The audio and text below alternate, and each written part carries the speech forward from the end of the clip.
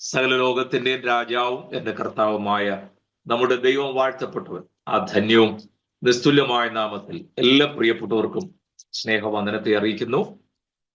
പ്രാർത്ഥനയോടെ നമുക്ക് കർത്താവിന്റെ പാദപീഠത്തിലായിരിക്കാം. നമ്മൾ കഴിഞ്ഞ ക്ലാസ്സിൽ പറഞ്ഞു നിർത്തിയത്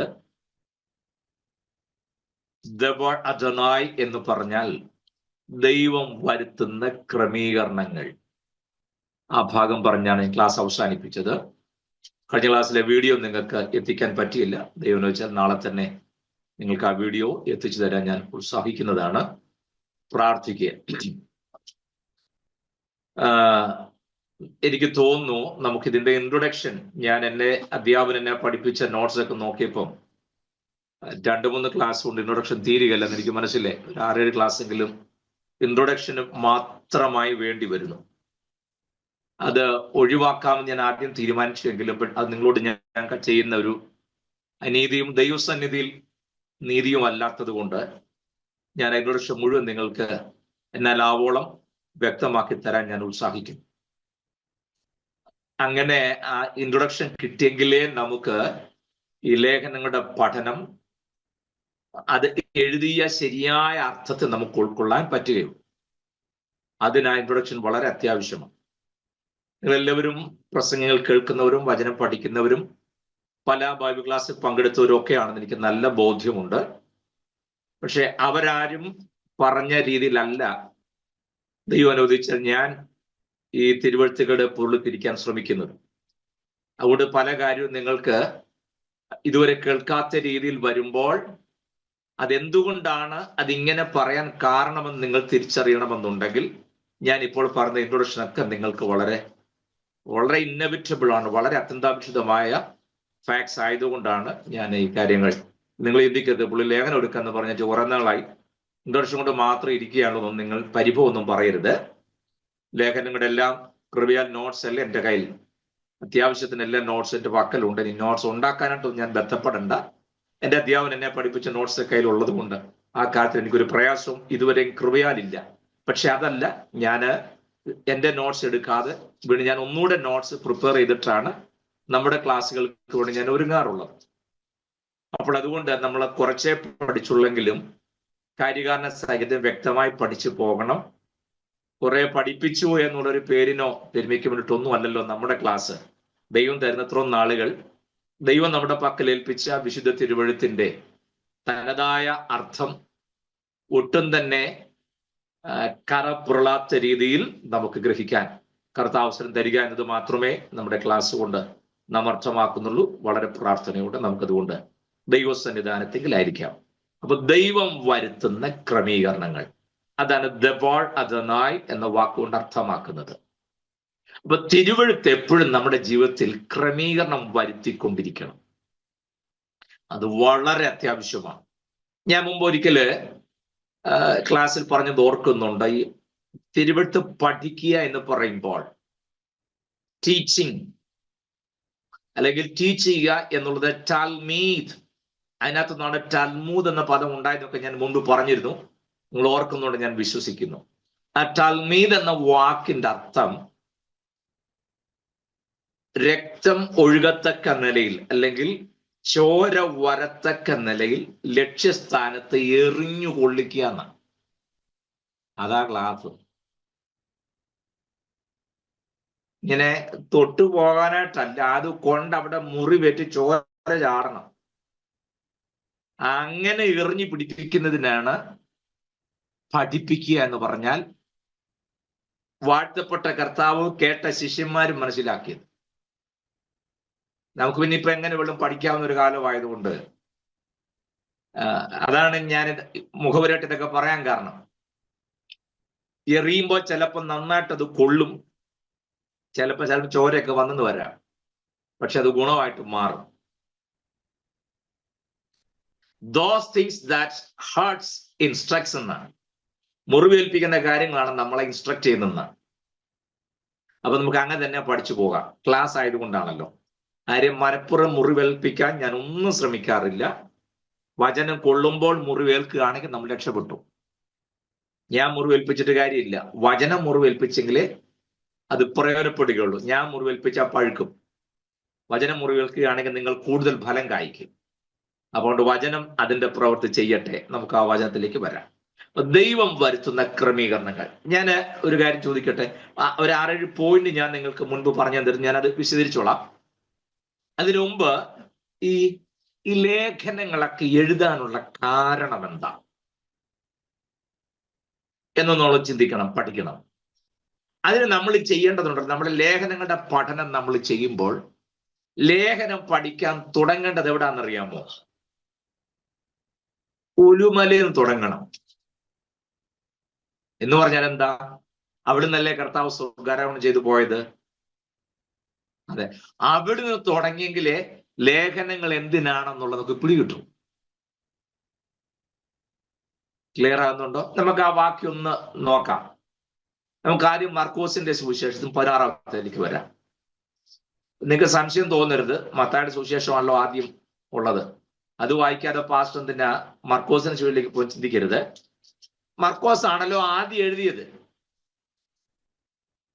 മർക്കോസ് എഴുതിയതിനെ നോക്കി ഇലാബറേറ്റ് ചെയ്താണല്ലോ മത്തായി എഴുതുന്നത്.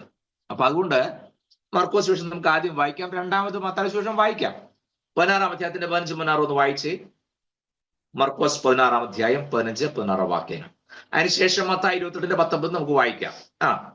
പിന്നെ അവൻ അവരോട്, നിങ്ങൾ ഭൂലോകത്തിലൊക്കെയും പോയി സകല സൃഷ്ടിയോടും സുവിശേഷം പ്രസംഗിപ്പീൻ.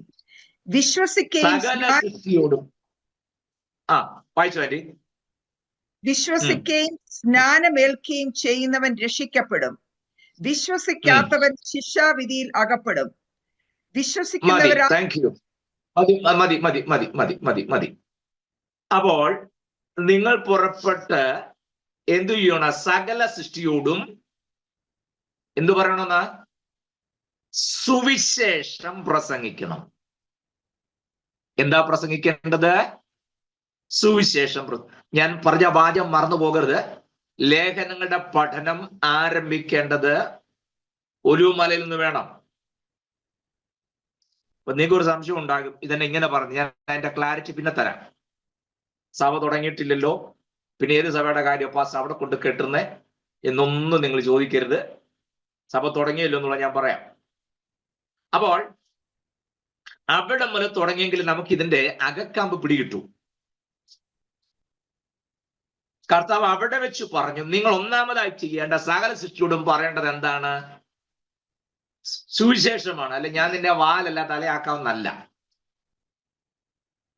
ഞാൻ കഴിഞ്ഞ ദിവസം ഒന്നുകൊണ്ട് വീഡിയോ കണ്ട്, സത്യത്തിൽ എനിക്കങ്ങ് സങ്കടവും തോന്നി, ചിരിയും തോന്നി.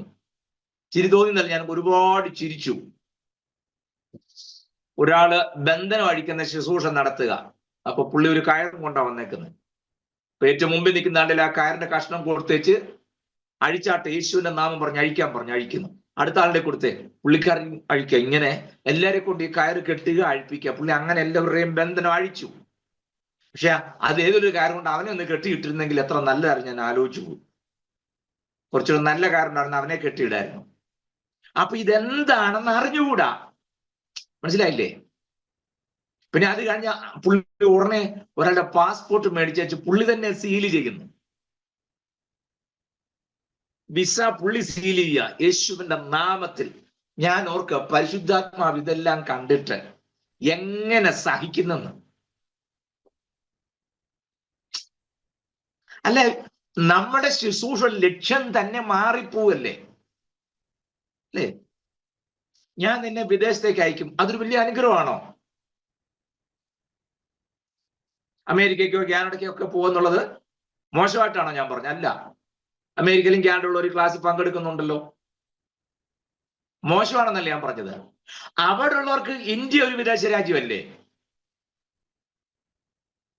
ആണല്ലോ, അല്ലേ? അതേന്ന് ഞങ്ങളുടെ മിനിയാന്റെ ഒക്കെ നാട്ടിൽ വരെ എത്ര നാളായിട്ട് ഉത്സാഹിക്കുന്നു. പക്ഷെ അവിടുന്ന് വിടത്തില്ല, അവിടുത്തെ ആളായിപ്പോയി. ഞാൻ പറഞ്ഞ എന്താന്ന് പിടികിട്ടിയോ? നമുക്ക് ഇവിടെ നോക്കുമ്പോഴല്ലേ ഇവിടുന്ന് അമേരിക്ക, കാനഡ, ഇംഗ്ലണ്ട്, ഓസ്ട്രേലിയ ഒക്കെ ഏതാണ്ട് തോന്നുക സ്വർഗത്തിലെ തമ്പൻ ഇത് വല്ലതുമാണോ പ്രിയരെ? നമ്മൾ പേന കൊണ്ട് ബുക്കിൽ ഒരു ഡോട്ട് ഇട്ടാൽ അത്രയും പോലും ഉണ്ടോ ഈ ഭൂമി? തമ്പുരാൻ എന്തോ ആയി പറക്കാണ് കാണിക്കുന്നത്? സ്തോത്രം. ഞാൻ പറഞ്ഞ മനസ്സിലാകുന്നു? അപ്പൊ സകല ശിശുവോടും സുവിശേഷമാണ് പറയേണ്ടത്. ഇപ്പോഴത്തെ ശിശുരുടെ പ്രത്യേകത വെച്ചാൽ രക്ഷ ഒരു വിഷയമേ അല്ല. ഞാൻ ആ ഭാഗത്ത് ഒരു 2 മിനിറ്റ് നിന്നിട്ടേ മുന്നോട്ട് പോകത്തുള്ളേ. വിശദീകരിക്കേണ്ടത് ആവശ്യം. ഇങ്ങനത്തെ കോപ്രായങ്ങൾ കാണുമ്പോൾ ക്ലാസ് എടുക്കുന്ന എന്നെപ്പോൾ ഇത് പറഞ്ഞില്ലെങ്കിൽ പിന്നെ ആരാ ഇത് പറയുന്നത്? അതിന് സഭായത്തിൽ ഇതാരും പറഞ്ഞു തരികയില്ല, അതെനിക്ക് ഉറപ്പാ. കാരണം സഭായത്തിന്റെ ഒക്കെ ടോപ്പിക്ക് വേറെ അല്ലേ. അപ്പൊ ഈ കാര്യങ്ങൾ പറയാനായിട്ട് ന്യായമായിട്ടും സമയം കിട്ടാൻ സാധ്യത കുറവാണ്. പക്ഷെ എനിക്ക് ഇപ്പോൾ പറയാതിരിക്കാൻ ഒക്കത്തില്ല. നിങ്ങളെങ്കിലും ഇത് അറിയണം. സകല സൃഷ്ടിയോടും പ്രസംഗിക്കേണ്ടത് സുവിശേഷം. ഒരാളുടെ രക്ഷയ്ക്ക് നിദാനമാകുന്ന സംഗതി നമ്മുടെ വാഴ്ത്തപ്പെട്ട കർത്താവിന്റെ ഇഹലോകത്തിലെ അവതാരവും ക്രൂശിലെ മരണവും ആ ക്രൂശ് ചൊരിഞ്ഞ രക്തവും മാത്രമാണ് ഒരു വ്യക്തിയുടെ രക്ഷയ്ക്ക് കാരണമാകുന്നത്. അതിനെ റീപ്ലേസ് ചെയ്യാൻ ദൈവം ഒരിക്കലും ആരെയും അനുവദിച്ചിട്ടില്ല. ക്ലിയർ ആയോ? ഓക്കെ. അപ്പൊ അല്ലാതുള്ള രക്ഷയൊക്കെ രക്ഷയാണോ? അത് നിങ്ങൾ തീരുമാനിച്ചോണം. ഞാനിതെല്ലാം പുസ്തകത്തിൽ കൂടെ പറയാൻ പോകുന്നത്. നിങ്ങളുടെ കൺഫ്യൂഷൻ മാറാം. ലേഖനമാണ് നമ്മൾ പഠിക്കുന്നത്. അതിന്റെ തുടക്കം ഞാൻ ഒന്ന് ഓങ്ങി വെച്ചതാണ്. അവിടെ തന്നെ എന്തുമാത്രം കാര്യങ്ങൾ പറഞ്ഞാലും മുന്നോട്ട് പോകാൻ പറ്റുക. നമുക്കൊരു കാര്യം ചെയ്യാം. ഞാൻ ഈ പറഞ്ഞ കാര്യം വചനാനുസരണം എത്രത്തോളം നിലനിൽക്കുമെന്ന് അറിയാൻ ലൂക്കോസിന്റെ സുവിശേഷം 16-ാം അധ്യായം എടുത്തേ നിങ്ങൾ. എടുത്തോ. 29-ാമത്തെ വാക്യം ഒന്ന് വായിച്ച്. ലൂക്കോസ് 16:29. അബ്രഹാം അവനോട്, അവർക്ക് മോശയും പ്രവാചകന്മാരും ഉണ്ടല്ലോ, അവരുടെ വാക്ക് അവർ കേൾക്കട്ടെ എന്ന് പറഞ്ഞു. അതിന് അവൻ പറഞ്ഞോ, വായിച്ചോ. അതിന് അല്ലല്ല, അബ്രഹാം പിതാവ്, മരിച്ചവരിൽ നിന്ന് ഒരുത്തൻ എഴുന്നേറ്റ് അവരുടെ അടുക്കൽ ചെന്ന് എങ്കിൽ അവർ മനസ്സാന്തരപ്പെടുമെന്ന് പറഞ്ഞു.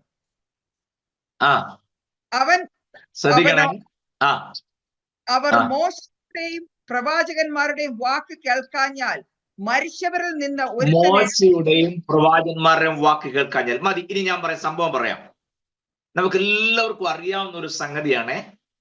ഇത് ഉപമയോ ഉദാഹരണമോ ഒന്നുമല്ല. ഇത് ഒറിജിനൽ നടന്ന സംഭവമാണ്. ധനവാന്റെയും ലാസറിന്റെയും ചരിത്രം. രണ്ടുപേരും മരിച്ചു. കാര്യങ്ങൾ അറിയാവുന്നതാണ് ചുരുക്കി പറയുന്നത്. ധനവാന്റെ വീട്ടുവാതിക്കൽ കടന്ന വ്രണങ്ങൾ നിറഞ്ഞ മനുഷ്യനായിരുന്നല്ലോ ലാസർ. അതെ, രണ്ടുപേരും മരിച്ചു. ധനവാൻ മരിച്ച് യാതനാ സ്ഥലത്തേക്ക് പോയി. ലാസർ മരിച്ചവനെ അബ്രഹാം പിതാവിന്റെ മടിയിലേക്ക് കൊണ്ടുപോയി.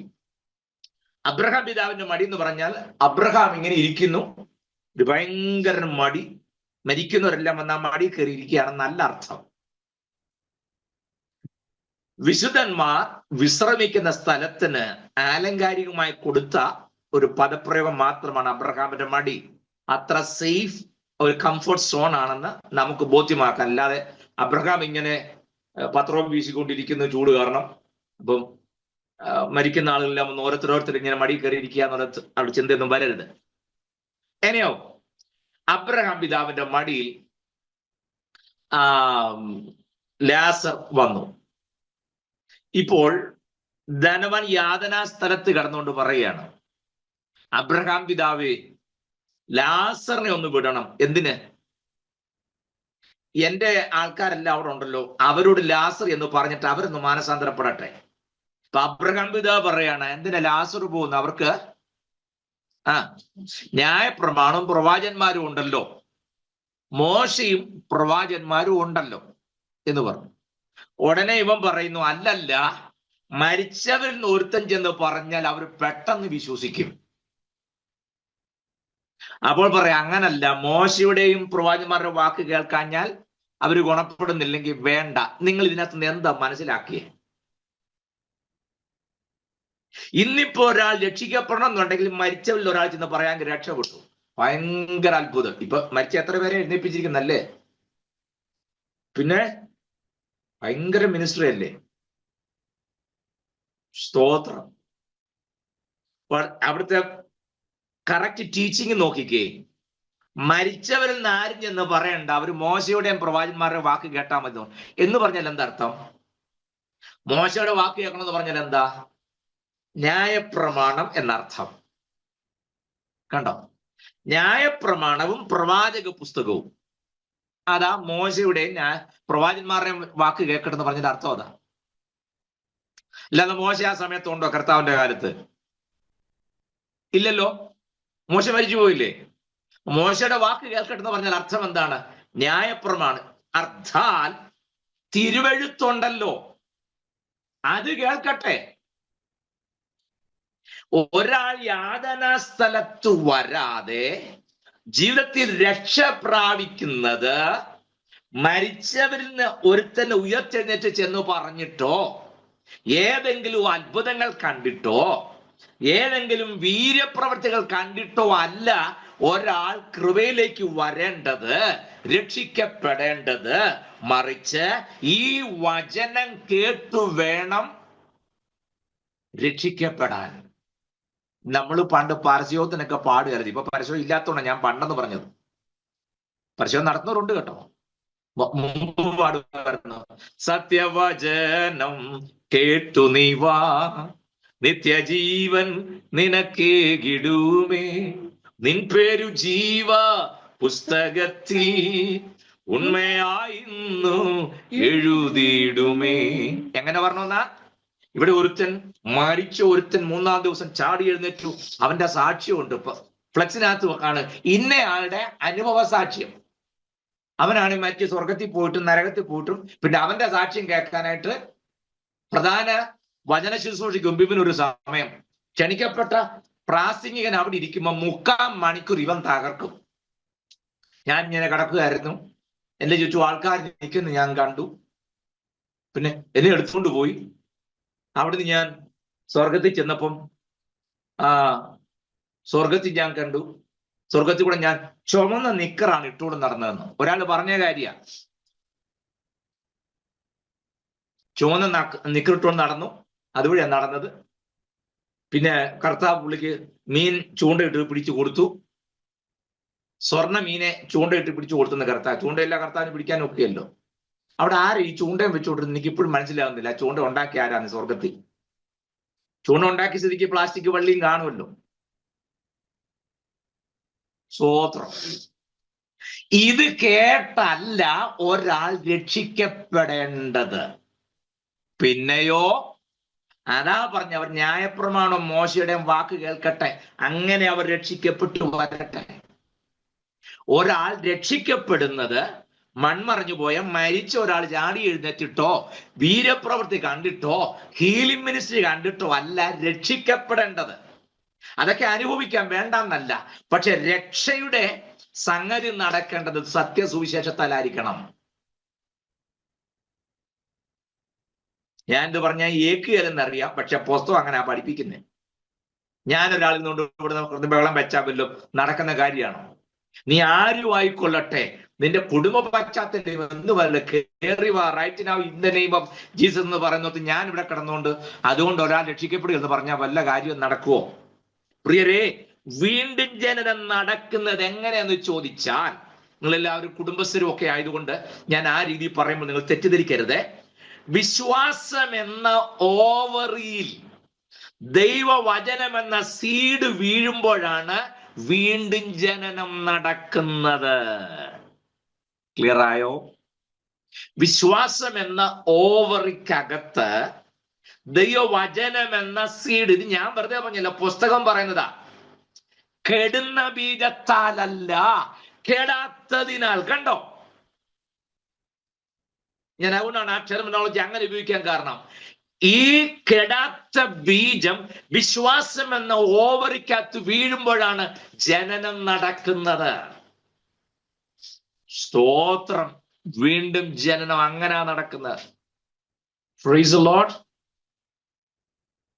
അപ്പോൾ നിങ്ങൾ സകല ശിഷ്യോടും പറയേണ്ട കാര്യം സുവിശേഷം. അതിന് പകരം ഇന്ന് ഇപ്പൊ പിന്നെ കൺവെൻഷന്റെ സീസൺ ആണല്ലോ, അല്ലേ? നമ്മുടെ നാട്ടിലെ കൺവെൻഷൻ സീസണാ. മറ്റ് വിദേശ രാജ്യങ്ങളൊക്കെ അവിടെയും കൺവെൻഷനാണ്. മറ്റു പാശ്ചാത്യ രാജ്യങ്ങളൊക്കെ ആണെങ്കിൽ കോൺഫറൻസുകളുടെ സമയമാണ്. എല്ലാം നല്ലത് തന്നെ. ഒരാൾ രക്ഷിക്കപ്പെടുന്നെങ്കിൽ അതെങ്ങനെയായിരിക്കണം? ക്രൂശ് കണ്ടു വേണം രക്ഷ നേടാൻ. മനസ്സിലാകുന്നുണ്ടോ? രക്ഷയ്ക്ക് നിദാനം ക്രൂശാണ്. ക്രൂശ് മരണമാണ്, ക്രൂശിലെ രക്തമാണ്. ഒരാൾ രക്ഷിക്കാൻ വേറെ യാതൊന്നുമില്ല. കഴിഞ്ഞ ആഴ്ച ഞാൻ പറഞ്ഞതുപോലെ പാപക്കടം തീർക്കുവാൻ യേശുവിൻ രക്തം മാത്രം. കണ്ടോ? നമ്മളെ വീണ്ടെടുക്കാൻ വേറെ യാതൊന്നിനും കഴിയില്ല. രക്ഷയ്ക്ക് നിദാനം കാൽവരി ക്രൂശിൽ ഒരുക്കിയ പുത്രനുള്ള രക്ഷാപദ്ധതിക്കല്ലാതെ. നിങ്ങൾ മനസ്സിലാക്കണം, കർത്താവ് എടുത്തു പറഞ്ഞ, ഞാൻ മുഖാന്തരമല്ലാതെ ആരും പിതാവിന്റെ അടുക്കൽ എത്തുന്നില്ല, ഏക വഴി. മനസ്സിലായല്ലോ? ആ വഴിയിലൂടെ അല്ലാതെ രക്ഷയ്ക്കുള്ള പ്രവേശനമില്ല. അത്ഭുതം കണ്ടോ, അടയാളം കണ്ടോ, വീര്യപ്രവൃത്തികൾ കണ്ടോ അല്ല ഒരാൾ രക്ഷിക്കപ്പെടേണ്ടത്. ഒരാൾക്കൊരു അത്ഭുത സൗഖ്യമുണ്ടായി, അത് നിമിത്തം കർത്താവിനെ അറിയാൻ അവസരമുണ്ടാകുന്ന തെറ്റല്ല. കർത്താവിനെ അറിയണം. അപ്പോഴാ വ്യക്തി അതിലൂടെ മനസ്സിലാക്കേണ്ടത്, ഇത് പരിഹരിക്കാൻ, എൻ്റെ ഈ മാറാ രോഗം മാറ്റാൻ, എന്നെ വീണ്ടെടുക്കാൻ ഒരുവൻ കാൽവരി തകർക്കപ്പെട്ടു, അതപ്പൊ ചൂണ്ടിക്കാണിക്കണം. ആ ക്രൂശിൽ വിശ്വസിക്കുന്നതിലൂടെ വേണം രക്ഷ കരസ്ഥമാക്കാൻ. അല്ലാതെ തൊണ്ടല്ലായിരുന്ന ഗോയിറ്റർ സെക്കൻഡ് കൊണ്ടുപോയി അതുകൊണ്ട് ഞാൻ കൃപവരെന്ന് പറയരുത്. ഗോയിറ്റർ തിരിച്ചു വന്നാലോ? നോ. തമ്പുരാൻ സൗഖ്യമാക്കിയതാണെങ്കിൽ അത് മാറും, പോട്ടെ. ഞാൻ പറഞ്ഞത് നിങ്ങൾക്ക് മനസ്സിലാകുന്നുണ്ടോ? അപ്പോൾ അപ്പോസ്തലന്മാരോട് കർത്താവ് പറയാണ്, നിങ്ങൾ പോയിട്ട് സകല സൃഷ്ടിയോടും പറഞ്ഞ ഒറ്റ സംഗതിയുള്ള എന്താണ്? സുവിശേഷം. ആദ്യം ആ സുവിശേഷം കേൾക്കണം. അത് വിശ്വാസമായി പരിണമിച്ച് ഹൃദയത്തിൽ ഏറ്റെടുത്ത് പാപബോധം വന്ന ഒരുത്തന് കൊടുക്കേണ്ട കാര്യങ്ങളാണ് അടുത്ത നടപടികൾ. ഞാൻ മുമ്പേ പറഞ്ഞത് ഒന്ന് ക്ലിയർ ആക്കിപ്പോ, അല്ലെങ്കിൽ നിങ്ങൾക്ക് സംശയം തോന്നും. അപ്പൊ ഇതൊക്കെ ഈ ഒലിമൊലിനെ ആരംഭിക്കണമെന്നുണ്ടെങ്കിൽ ലേഖനങ്ങളെല്ലാം സഭയ്ക്കുള്ളതല്ലേ? അതെ, ഞാൻ ഒന്നുകൂടെ പറയാം.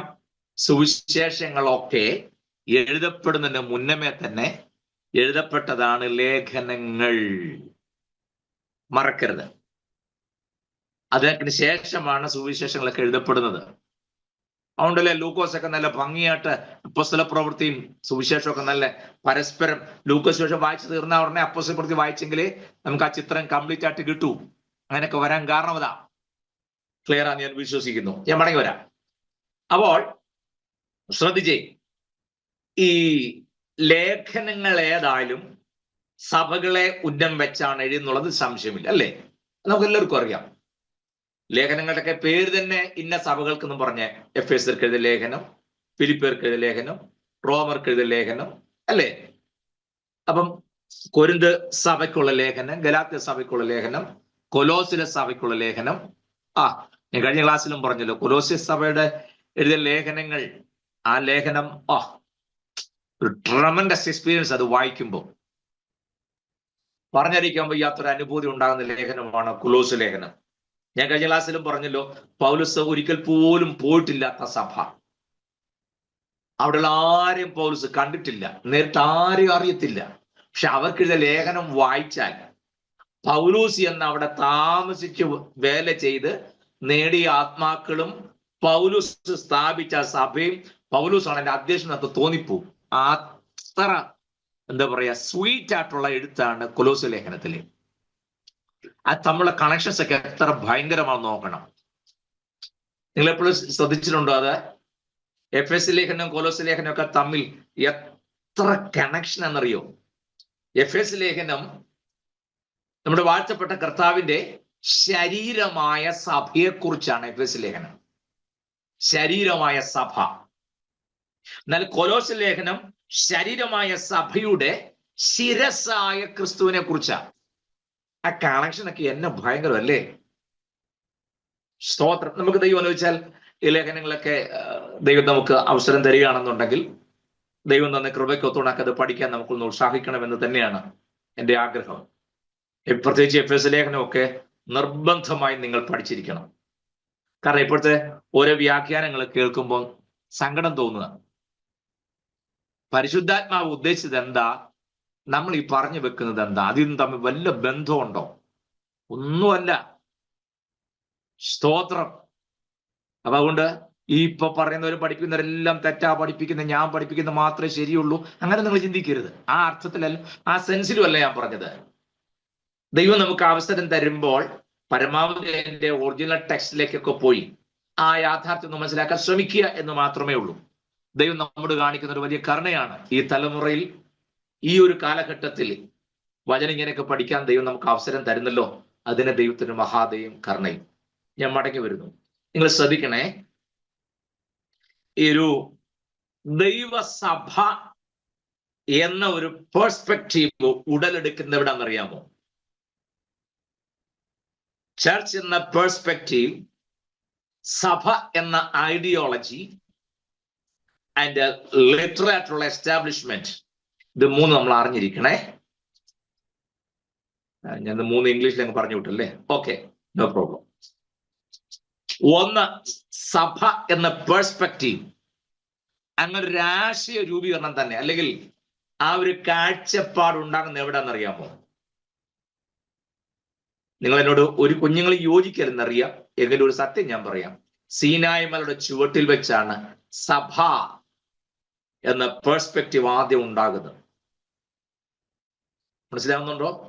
അതിന്റെ ഐഡിയോളജി തന്നത് വാഴ്ത്തപ്പെട്ട കർത്താവാണ്.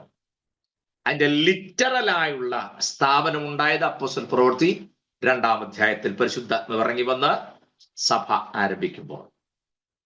അപ്പൊ ഇത് എവിടുന്ന സഭയുടെ തുടക്കം എന്ന് ആലോചിച്ച് നോക്കി. അത് അവിടുന്നേ പോകുന്നതാ. മനസ്സിലായോ?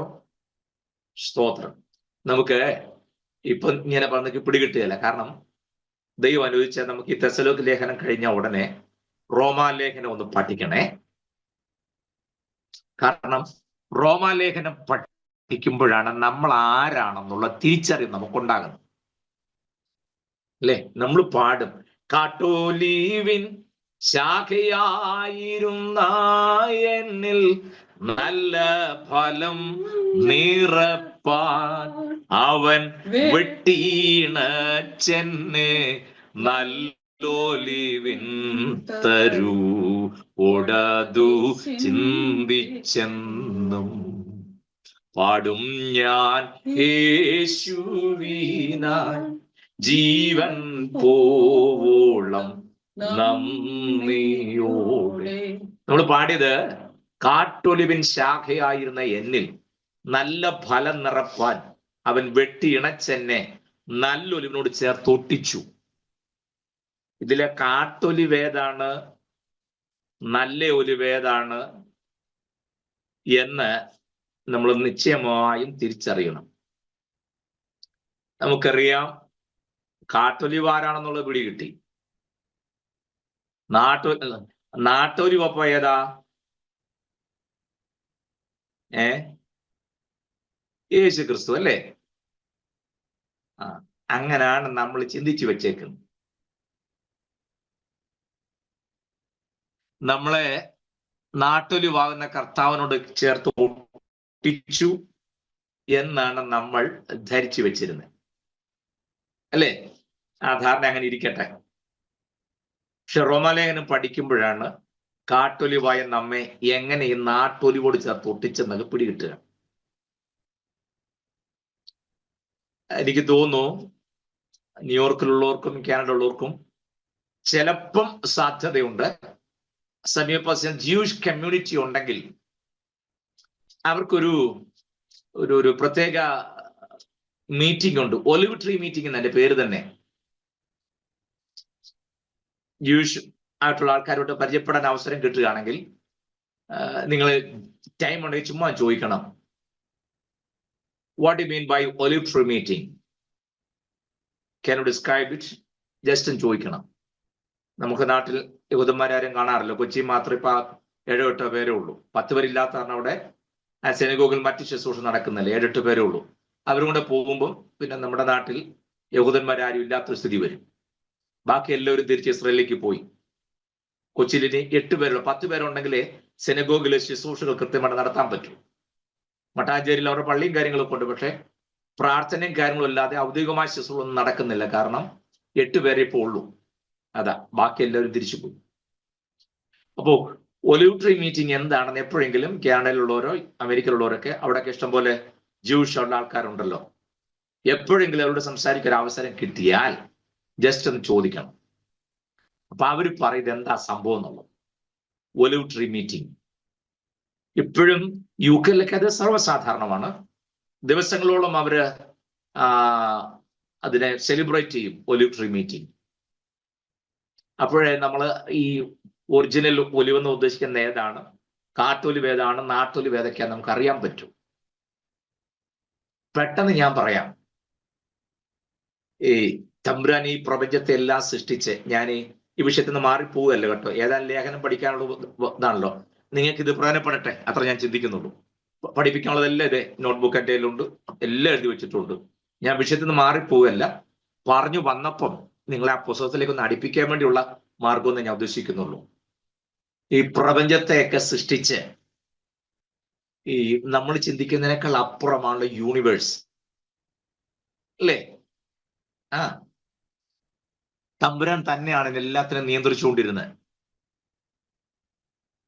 നിങ്ങൾക്കറിയാം, പ്രപഞ്ചത്തിൽ കാണുന്ന ഒരൊറ്റ സ്റ്റാറും ഒരിടത്തും സ്റ്റാഗ്നന്റ് ആയിട്ട് നിൽക്കുന്നതല്ല, എല്ലാം അതിന്റെ ഓർബിറ്റിൽ സഞ്ചരിച്ചുകൊണ്ടിരിക്കുന്നല്ലേ. ഇതെല്ലാം കൺട്രോൾ ചെയ്യാൻ ദൈവം തന്നെ ആയിരുന്നപ്പോഴാണ് തന്നോടൊപ്പം പാർട്ട്നേഴ്സ് ആക്കി കൂടെ നിർത്താൻ തമ്പൻ മനുഷ്യ സൃഷ്ടിക്കാൻ തീരുമാനിച്ചു. മനുഷ്യ സൃഷ്ടിച്ചപ്പോൾ അവർ കൊടുത്ത അനുഗ്രഹങ്ങളെ പ്രധാനപ്പെട്ടത് എന്തായിരുന്നു? ഈ സകലത്തിന്റെ മേലും വാഴണം. കണ്ടോ? സകലത്തിന് മേലും വാഴണം. തന്നോടൊപ്പം പാർട്ട്നേഴ്സ് ആക്കി നിർത്തിയതാ. അങ്ങനെ എല്ലാത്തിനു മേലും അധികാരം കൊടുത്ത് പിന്നീട് ദൈവതമ്പുരാൻ ചെയ്തുകൊണ്ടിരിക്കുന്ന ഡ്യൂട്ടിയൊക്കെ നമ്മളെ ഏൽപ്പിച്ചിട്ട് വേണം ദൈവത്തിന് യഥാർത്ഥ ശബത്തിലേക്ക് പ്രവേശിക്കാൻ. അതൊക്കെ ഉദ്ദേശിച്ച മനുഷ്യനെ ദൈവം സൃഷ്ടിച്ചത് തന്നെ അല്ലേ? നമുക്കൊരു ശബത്ത് വെച്ചിട്ടുണ്ട്, തീർച്ചയായിട്ടും അതാണ് നമ്മുടെ സന്തോഷം. പോട്ടെ, ഒന്നും ഞാനിപ്പോ പറയുന്നില്ല. അപ്പോൾ അങ്ങനെ ഇരിക്കെ മനുഷ്യനെ സൃഷ്ടിച്ചു. പക്ഷേ ദൈവം തമ്പുരാൻ മനുഷ്യനെ എവിടെ ആക്കി വെച്ചോ അവിടെ മനുഷ്യൻ പരാജയപ്പെട്ടു പോയി അല്ലേ? പിന്നീട് തമ്പുരാൻ ഒരു കാര്യം ചെയ്തു. ഭൂമിയിൽ ജനം പെരുകി പാപം വർദ്ധിച്ചപ്പോൾ എല്ലാവരും നശിപ്പിച്ചു കളഞ്ഞു. പിന്നെ ദൈവം ചെയ്തത് ഒരു വ്യക്തിയെ തെരഞ്ഞെടുത്തു. ആരാണ്? അബ്രഹാം. അബ്രഹാമും ദൈവം തമ്മിൽ സ്നേഹിതരായിരുന്നു. അവരെ അനുഗ്രഹിക്കുമ്പോൾ അബ്രഹാമിന്റെ ദൈവം പറഞ്ഞു, നിന്നിൽ ഭൂമിയിലെ സകല വംശങ്ങളും അനുഗ്രഹിക്കപ്പെടും. നീ ഒരനുഗ്രഹമായിരിക്കും. നീ ആരെ അനുഗ്രഹിക്കുന്നോ അവർ അനുഗ്രഹിക്കപ്പെടും. നീ ആരെ ശപിക്കുന്നോ അവർ ശപിക്കപ്പെടും. നീ തന്നെ ഒരനുഗ്രഹമായിരിക്കും. കണ്ടോ, അനുഗ്രഹത്തിന്റെ സബ്സ്റ്റേഷൻ എവിടെ വന്നു? അബ്രഹാമിൽ. ക്ലിയർ ആയോ? അപ്പൊ അനുഗ്രഹം വേണ്ടവരൊക്കെ എവിടെ വരണം? അവിടെ വന്നേലേ ഒക്കൂ. മനസ്സിലാവുന്നുണ്ടോ വല്ലതും? തലമുറകൾ കഴിഞ്ഞുപോയി. തമ്പുരാൻ തീരുമാനിച്ച അനുഗ്രഹത്തിന്റെ എല്ലാ കൺട്രോളും എവിടെ? ആ കുടുംബത്തിൽ. അങ്ങനെ ഇരിക്കുമ്പോഴാണ് പുത്രന്, അബ്രഹാമിന്റെ പുത്രനായ ദാവീദിന്റെ പുത്രനായ യേശു ക്രിസ്തു. അത് ഇത്രനേക്ക് പിടി കിട്ടിയല്ലോ. ബാക്കി ഞാൻ പറഞ്ഞെല്ലാം നിങ്ങൾ മറന്നോ, കുഴപ്പമില്ല. അബ്രഹാമിന്റെ പുത്രനായ ദാവീദിന്റെ പുത്രനായ യേശു ക്രിസ്തുവിന്റെ വംശാവലി. അങ്ങനെയല്ലേ മത്തായി 1-ാം വാക്യം? അതെ, ആ പിതാവായ ദൈവത്തിന്റെ പുത്രനായ യേശു ക്രിസ്തു, അബ്രഹാമിന്റെ പുത്രനായ ദാവീദിന്റെ പുത്രനായ യേശു ക്രിസ്തു. ആ യേശു ക്രിസ്തുവാണ് പിതാവായ ദൈവത്തിന്റെ പുത്രൻ. വംശാവലി വന്നത് കണ്ടോ, മറക്കരുത്. അബ്രഹാമിന്റെ കുടുംബത്തിലാണ് ആരിപ്പം വന്നിരിക്കുന്നത്? പുത്രനായ യേശു ക്രിസ്തു വന്നിരിക്കുന്നത്. പുത്രനായ യേശു ക്രിസ്തുവിന് ഒരു മണവാട്ടിയെ വേണം. യെസ്, ഒരു മണവാട്ടി. പുത്രനൊരു വിവാഹം വേണം. അതൊരു മണവാട്ടി ആവശ്യമാണ്. പിതാവായ ദൈവം പറഞ്ഞു, ഒരു കാര്യം ചെയ്യും, ഒരു മണവാട്ടിയെ നീ വിലയ്ക്ക് വാങ്ങിക്കൂ. എങ്ങനെ? With your blood. നിന്റെ രക്തം കൊണ്ട് ഒരു മണവാട്ടിയെ വിലയ്ക്ക് വാങ്ങിക്കോളാൻ പറഞ്ഞു. സ്തോത്രം. അങ്ങനെ വിലയ്ക്ക് വാങ്ങിയവരാണ് കാട്ടൊലിവാർ നമ്മള്. വല്ല മനസ്സിലാവുന്നുണ്ടോ? പെട്ടെന്ന് മനസ്സിലാക്കാൻ ഞാൻ ഒരു കാര്യം പറയാം. നമ്മളെ അക്ഷരികമായിട്ട് ചിന്തിക്കരുത്, മനസ്സിലാക്കാൻ ഞാൻ ലിറ്ററലായിട്ട് പറയാ. നമ്മളെ കല്യാണം കഴിച്ച് ഏത് വീട്ടിലോട്ടാ കൊണ്ടുപോണേ?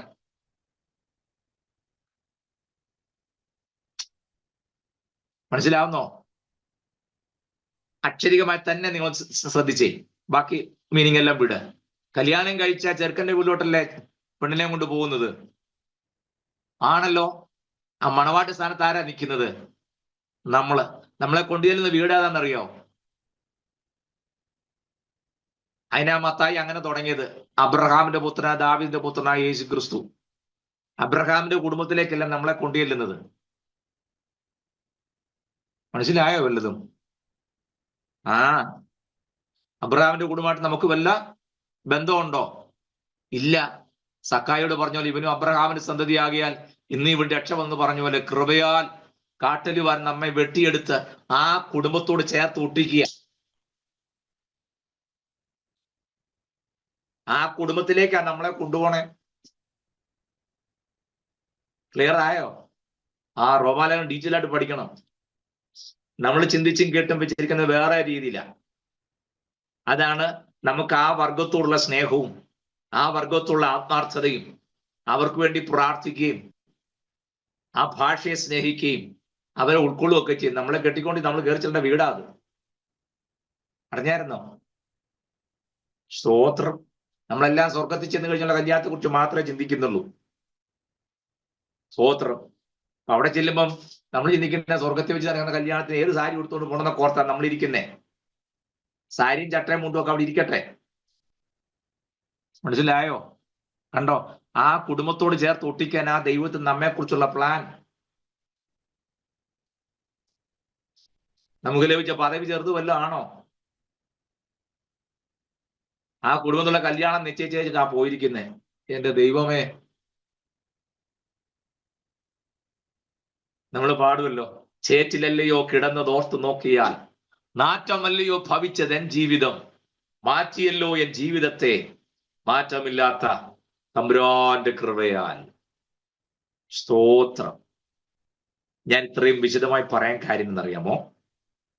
നമ്മള് ഓരോ പ്രാവശ്യം ദൈവജനം അറിഞ്ഞും പഠിച്ചും മുന്നോട്ട് പോകുമ്പോൾ നമ്മുടെ അകത്തൊരു ആവേശം, ഒരു തുടിപ്പൊക്കെ ഉണ്ടാകണം. അത്ര ഞാൻ ഉദ്ദേശിച്ചുള്ളൂ. ഞാൻ വേണമെങ്കിൽ വരാം. അപ്പോൾ ഈ ലേഖനങ്ങൾക്കുള്ള ആ ആഴവും ഡെപ്തും പെട്ടെന്ന് ഞാൻ ജസ്റ്റ് ചെറിയ ഭാഗം ചൂണ്ടിക്കാണിച്ചത് മാത്രമേ ഉള്ളൂ. റോമർ 8:11 വായിക്കുമ്പോൾ വലിയ സന്തോഷം ഉണ്ടാകണം നിങ്ങൾക്ക്. യേശുക്രിസ്തുവിനെ മരിച്ചവരുടെ ഇടയിൽ ഉയർപ്പിച്ച ആത്മാവ് നിങ്ങളിൽ വസിക്കുന്നുവെങ്കിൽ യേശുക്രിസ്തുവിനെ മരിച്ചെന്ന് ഉയർപ്പിച്ച തന്റെ ആത്മാവിനെ കൊണ്ട് നിങ്ങളുടെ മർത്യ ശരീരങ്ങളെയും ജീവിപ്പിക്കും. കണ്ടോ?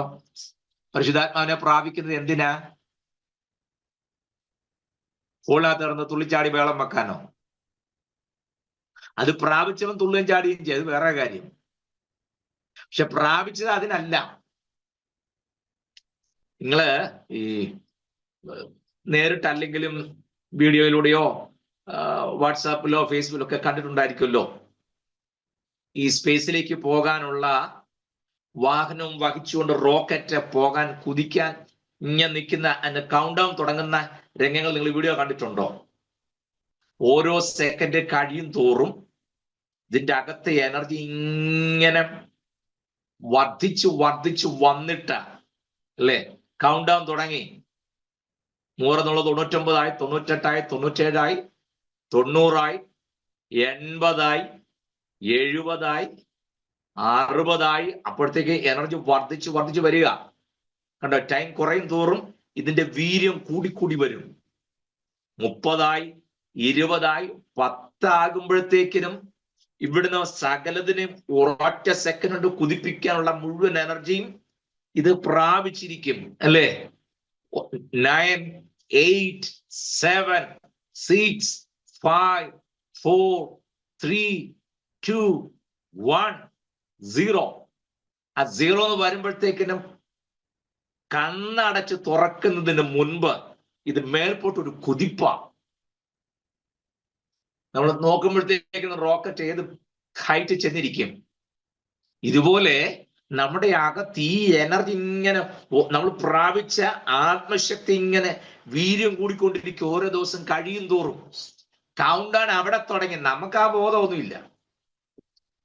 തമ്പുരാന്റെ കലണ്ടറിനകത്ത് കൗണ്ട് ഡൗൺ തുടങ്ങിയെന്ന് മനസ്സിലായോ? നമ്മെ ഇവിടുന്ന് കൊണ്ടുപോകാനായിട്ടുള്ള ആ എനർജി മുഴുവൻ നമ്മുടെ അകത്ത് ഈ മൺകൂടാരത്തിനകത്ത് പകർന്നു വെച്ചേക്കുക. അതാ പൗലോസ് പറഞ്ഞു, എങ്കിലും ഈ അത്യന്ത ശക്തി ഞങ്ങളുടെ സ്വന്തമല്ല, ഇത് വരേണ്ടതിന് ഈ മൺപാത്രത്തിനകത്ത് ഇത് വെച്ചേക്കുക. ഓരോ ദിവസം കഴിയും തോറും ഇതിന്റെ എനർജി വർദ്ധിക്കുക. നമ്മളാണെങ്കിൽ കഴിഞ്ഞ ആഴ്ച നല്ലതായിട്ട് ആരാധിച്ചെങ്കിൽ ഈ ആഴ്ച പാടുന്നതും കൊട്ടുന്നതും കണ്ടാൽ തന്നെ അറിയാം, ഉള്ള ചാർജ് എല്ലാം പോയി. മനസ്സിലായോ? ഒന്നുമില്ല. പിന്നെ കുതിക്കൊന്നും പറഞ്ഞ വ്യവസ്ഥിട്ട് ആനന്ദ നൃത്തം ചെയ്യുവാൻ എന്റെ കാലുകൾ കുതിച്ചിടുന്നൊക്കെയാ പാടുന്നത്. എവിടെ കുതിച്ചിട്ട്? ഒരനക്കവും ഇല്ല. അങ്ങനെ അല്ല ഇതിന്റെ ഇടപാട്. വേട്ടപ്പല ഫിലിപ്പോസ് ഉപദേശി പറഞ്ഞതുപോലെ, ഇന്നലേക്കാൾ ഇന്ന് ഞാൻ പ്രിയ നാടിനോട് ഏറ്റവും അടുത്തായത് എനിക്ക് എത്ര ആനന്ദം. കണ്ടോ? പ്രാഥമിക വിദ്യാഭ്യാസം മാത്രം ഉണ്ടായിരുന്ന ഭക്തനായ മനുഷ്യന്റെ ഒക്കെ പാട്ടിന്റെ വരികളുടെ ഊറ്റം കണ്ടോ? ഓരോ യോഗം കഴിയും തോറും, ഓരോ സഭായം കഴിയും തോറും, ഓരോ കുടുംബ പ്രാർത്ഥന കഴിയും തോറും അകത്ത് ഈ വീര്യം വർദ്ധിച്ചു വർദ്ധിച്ചു വരികയാണ്. ഇവിടുന്ന് കുതിക്കാൻ കണ്ണിമയ്ക്കുന്നിടയിൽ നമ്മളെ കൊണ്ടുപോകാനായിട്ട് അകത്ത് വെച്ചിരിക്കുന്ന എനർജിയുടെ വലിപ്പം ഒന്ന് ആലോചിച്ച് നോക്കി. ആ റോമാലേഖന 8-ാം അധ്യായം തേജസ്കരൻ തന്നെയാ പറയുന്നത്. കണ്ടോ? ഇത് സംബന്ധിച്ച് നാം എന്തു പറയണ്ടു? ഏത് സംബന്ധിച്ച്? തേജസ്കരനെ സംബന്ധിച്ച്. സ്വന്തം പുത്രൻ നമുക്ക് വേണ്ടി തന്നവൻ അതിലൂടെ നമുക്ക് സകലം തരാതിരിക്കുമോ? നൽകാതിരിക്കുമോ? ഏതാണ് ഇത് തരാതിരിക്കോ ചോദിച്ചത്? സ്വന്തം പുത്രനെ തന്നവൻ പിന്നെ തേജസ്കരണം കൊണ്ട് നമുക്ക് തരാതിരിക്കുമോ എന്നാ ചോദിച്ചേ. റോമാലേഖന 8-ാം അധ്യായം മനസ്സിരുത്തി വായിച്ചു പഠിക്കണം. എത്ര ശ്രേഷ്ഠമെന്നറിയാമോ? അവരോടാ പറഞ്ഞ 8-ാം അധ്യായത്തിൽ നിങ്ങൾക്ക് ആർക്കും പ്രാർത്ഥിക്കാൻ അറിയത്തില്ലെന്നൊക്കെ പറയുന്നത്. ആത്മാവ് തന്നെ ഉച്ചച്ചുകൂടാത്ത ഞാരക്കങ്ങളാൽ നിങ്ങൾക്ക് വേണ്ടി പക്ഷവാദം ചെയ്യുന്നു. വേണ്ടുവണ്ണം പ്രാർത്ഥിക്കണം, എങ്ങനെ നിങ്ങൾ അറിയുന്നില്ലോ. 26-ാം വാക്യത്തിലൊക്കെ വരുമ്പോ കണ്ടോ എന്തിനാ പറഞ്ഞെന്നറിയാമോ? ഈ ലേഖനങ്ങളാണ് നമ്മെ എല്ലാം നില സജ്ജമാക്കുന്നത്. മറക്കരുത്, സഭ എന്ന പെർസ്പെക്റ്റീവ് എവിടെ തുടങ്ങി? സീനായി മലയുടെ താഴെ. അതിന്റെ മുഴുവൻ ഐഡിയോളജിയും നൽകുന്നത് വാഴ്ത്തപ്പെട്ട കർത്താവ്. അക്ഷരികമായി സ്ഥാപിക്കുന്നത് എപ്പോഴാണ്? അപ്പോസ്തല പ്രവൃത്തി 2-ാം അധ്യായത്തിൽ പരിശുദ്ധാത്മാവ് ഇറങ്ങി വന്ന ദൈവസഭയുടെ പണി ആരംഭിക്കുന്നു. സ്തോത്രം! ഇത്രയും ചിന്ത നമ്മുടെ മനസ്സിലുണ്ടായിരിക്കണം. ഞാൻ പറഞ്ഞു, ലേഖനന്റെ പഠനം ആരംഭിക്കുന്ന ഉലുമലയിൽ നിന്ന്. അവിടെ വെച്ച് ശിഷ്യന്മാരോട് പറഞ്ഞത് എന്താണ്? നിങ്ങൾ ഭൂലോകത്തിലൊക്കെയും പോയി സകല സൃഷ്ടിയോടും സുവിശേഷം പ്രസംഗിക്കണം. സുവിശേഷം അതാണ് എല്ലാവരോടും പറയേണ്ടത്. ക്ലിയർ ആണെന്ന് വിശ്വസിക്കട്ടെ. ഞാൻ എപ്പോഴും പറയും, അകത്തുള്ളവരെ പഠിപ്പിക്കുകയും പുറത്തുള്ളവരോട് പ്രസംഗിക്കുകയും ചെയ്യണം. അകത്തുള്ളവരോട് പ്രസംഗിക്കുകയല്ല, അവരെ പഠിപ്പിക്കണം. സംശയം തീർത്ത് തന്നെ പോകാം. നിങ്ങൾ വായിച്ച് മത്തായിയുടെ സുവിശേഷം 28-ാം അധ്യായത്തിന്റെ 19-ാമത്തെ വാക്യം കാണാൻ അറിയുന്ന വാക്യം എന്നാലും എടുത്തിട്ട് വായിച്ചു. മത്തായിയുടെ സുവിശേഷം 28-19.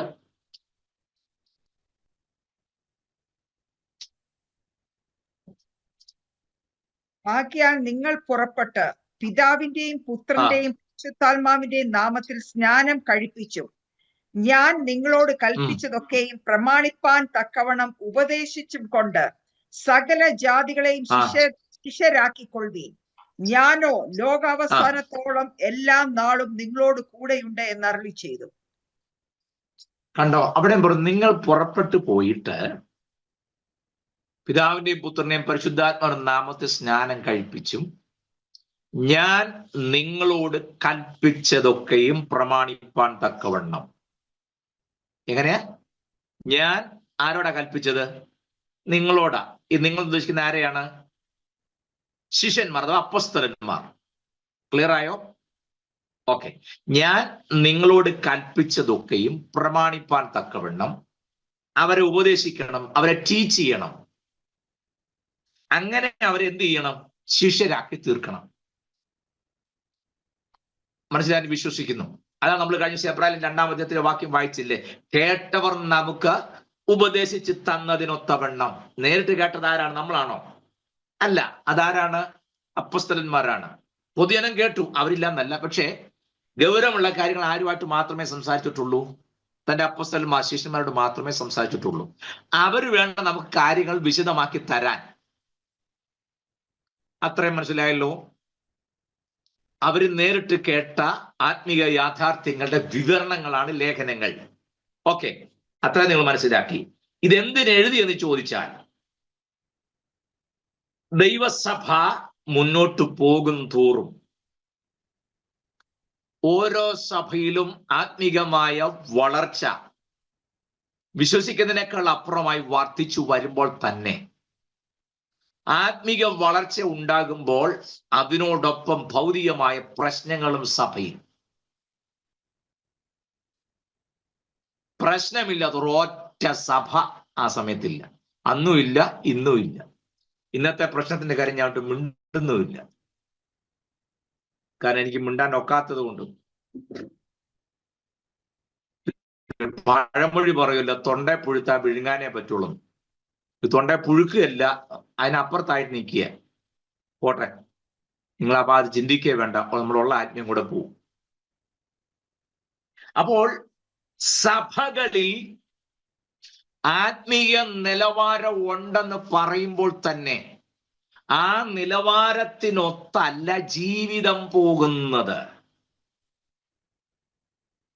കാരണം ഈ ദൈവസഭയുടെ കോൺസെപ്റ്റ് തന്നെ ബിലീവ് ടു ബിഹേവിയർ എന്നാണ്.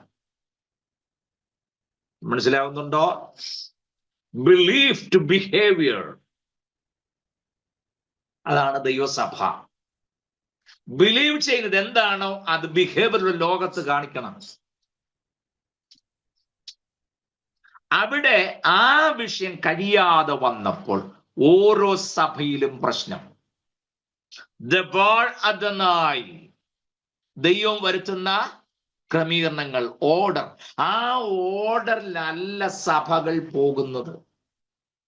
അങ്ങനെ വന്നപ്പോൾ അവരെ നഖശിഖാന്തം അവരെ തർജനം ചെയ്ത്, അപ്പോൾ തന്നെ പരിജ്ഞാനത്തോടെ വളരെ വിവേകത്തോടെ അവരെ തിരുത്തിയും കാര്യങ്ങൾ പറഞ്ഞ് ബോധ്യപ്പെടുത്തി അവരെ നിലനിർത്തുക എന്ന ലക്ഷ്യത്തോടും കൂടെയാണ് ഓരോ ലേഖനങ്ങളും എഴുതപ്പെട്ടത്.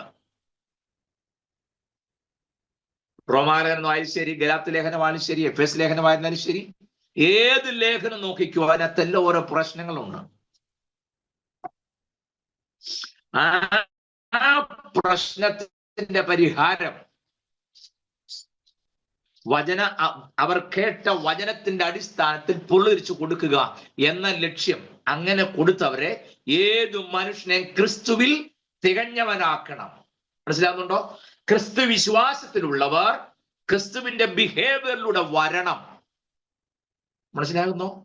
കർത്താവ് പറഞ്ഞു, count others greater than you, മറ്റുള്ളവരെ ശ്രേഷ്ഠരെന്ന് എണ്ണണം. ഞാൻ എന്നെക്കാൾ ശ്രേഷ്ഠനെ മറ്റുള്ള കാണുകയാണെങ്കിൽ ഞാൻ പിന്നെ പാനൽ കളിക്കാൻ പോവുമോ? മനസ്സിലാവുന്നുണ്ടോ? ഞാനല്ല നല്ലത്, നിങ്ങളാണ് നല്ലത് എന്ന് പറയാനുള്ള മനോഭാവം എനിക്കല്ല. നിങ്ങളെടുത്തു. അബ്രഹാം തന്നെ പറഞ്ഞല്ലേ, ദേശം മുഴുവൻ മുമ്പ് ഇരിക്കുന്നതിനെ കിട്ടോളം എടുത്തോ, വല്ല മിച്ചം ഉണ്ടാ തന്നാ മതി. ഇല്ലേ, നോ പ്രോബ്ലം. അറിഞ്ഞു നോക്കി. പുതപ്പ് ചോദിച്ചാൽ ഉള്ള മുഴുവൻ കൊടുത്തേക്കാനാ കർത്താവ് പഠിപ്പിച്ചേ. Believe to behaviour. സ്തോത്രം. ഞാൻ വിശദമാക്കി തരാം. ഞാൻ പറഞ്ഞ നിങ്ങൾ ഗ്രഹിക്കുന്നുണ്ടോ? ഈ ലേഖനങ്ങളുടെ എല്ലാം ഉദ്ദേശം, ഇവർക്ക് വിശ്വാസം കൊണ്ട് ഭയങ്കര പരിപാടിയാ. പക്ഷെ ആ വിശ്വാസത്തിന്റെ അന്തസ്സത്തെ അനുസരിച്ച് ബിലീഫ് മാത്രം പോരാ, ബിഹേവിയറും കൂടെ വേണം. ക്ലിയർ ആയോ? അതാണ് നിങ്ങൾക്ക് സംശയം. പത്രോസിന് 1-ാം ലേഖനം എടുത്തേ.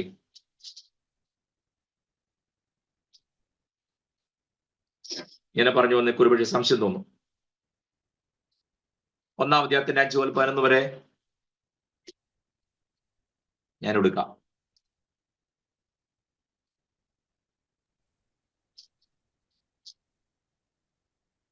സോറി, പത്രോസിന് 2-ാം ലേഖനമാണ്. ഞാൻ 1-ാം ലേഖനം എന്നാ പറഞ്ഞേ. 2-ാം ലേഖനം 1-ാം അധ്യായം 5 മുതൽ 11 വരെ. അത് നിമിത്തം തന്നെ നിങ്ങൾ സകല ഉത്സാഹവും കഴിച്ച് നിങ്ങളുടെ വിശ്വാസത്തോടെ വീര്യവും, വീര്യത്തോടെ പരിജ്ഞാനവും, പരിജ്ഞാനത്തോടെ ഇന്ദ്രിയജയവും, ഇന്ദ്രിയജയത്തോടെ സ്ഥിരതയും, സ്ഥിരതയോടെ ഭക്തിയോടെ സഹോദര പ്രീതിയും, സഹോദര പ്രീതിയോടെ സ്നേഹവും കൂട്ടിക്കൊള്ളുവീൻ.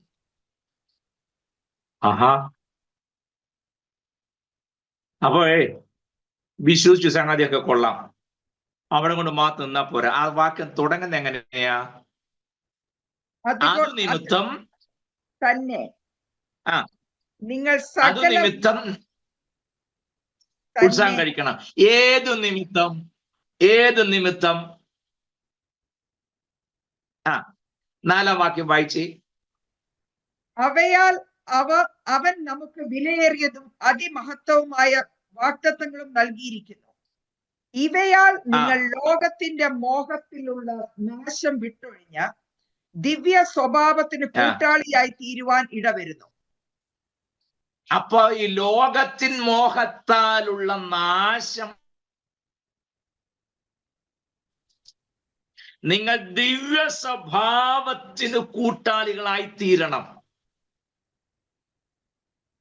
മനസ്സിലായോ? തൊട്ടുമേളി വിശ്വാസത്തിന്റെ കാര്യം പറയുന്നുണ്ടല്ലേ. 2-ാം വാക്യം വായിക്കുമ്പോൾ ദൈവത്തിന്റെയും നമ്മുടെ കർത്താവായ യേശുക്രിസ്തുവിന്റെയും പരിജ്ഞാനത്തിൽ നിങ്ങൾക്ക് കൃപയും സമാധാനവും ഉണ്ടായി വർദ്ധിക്കുമാറാകട്ടെ.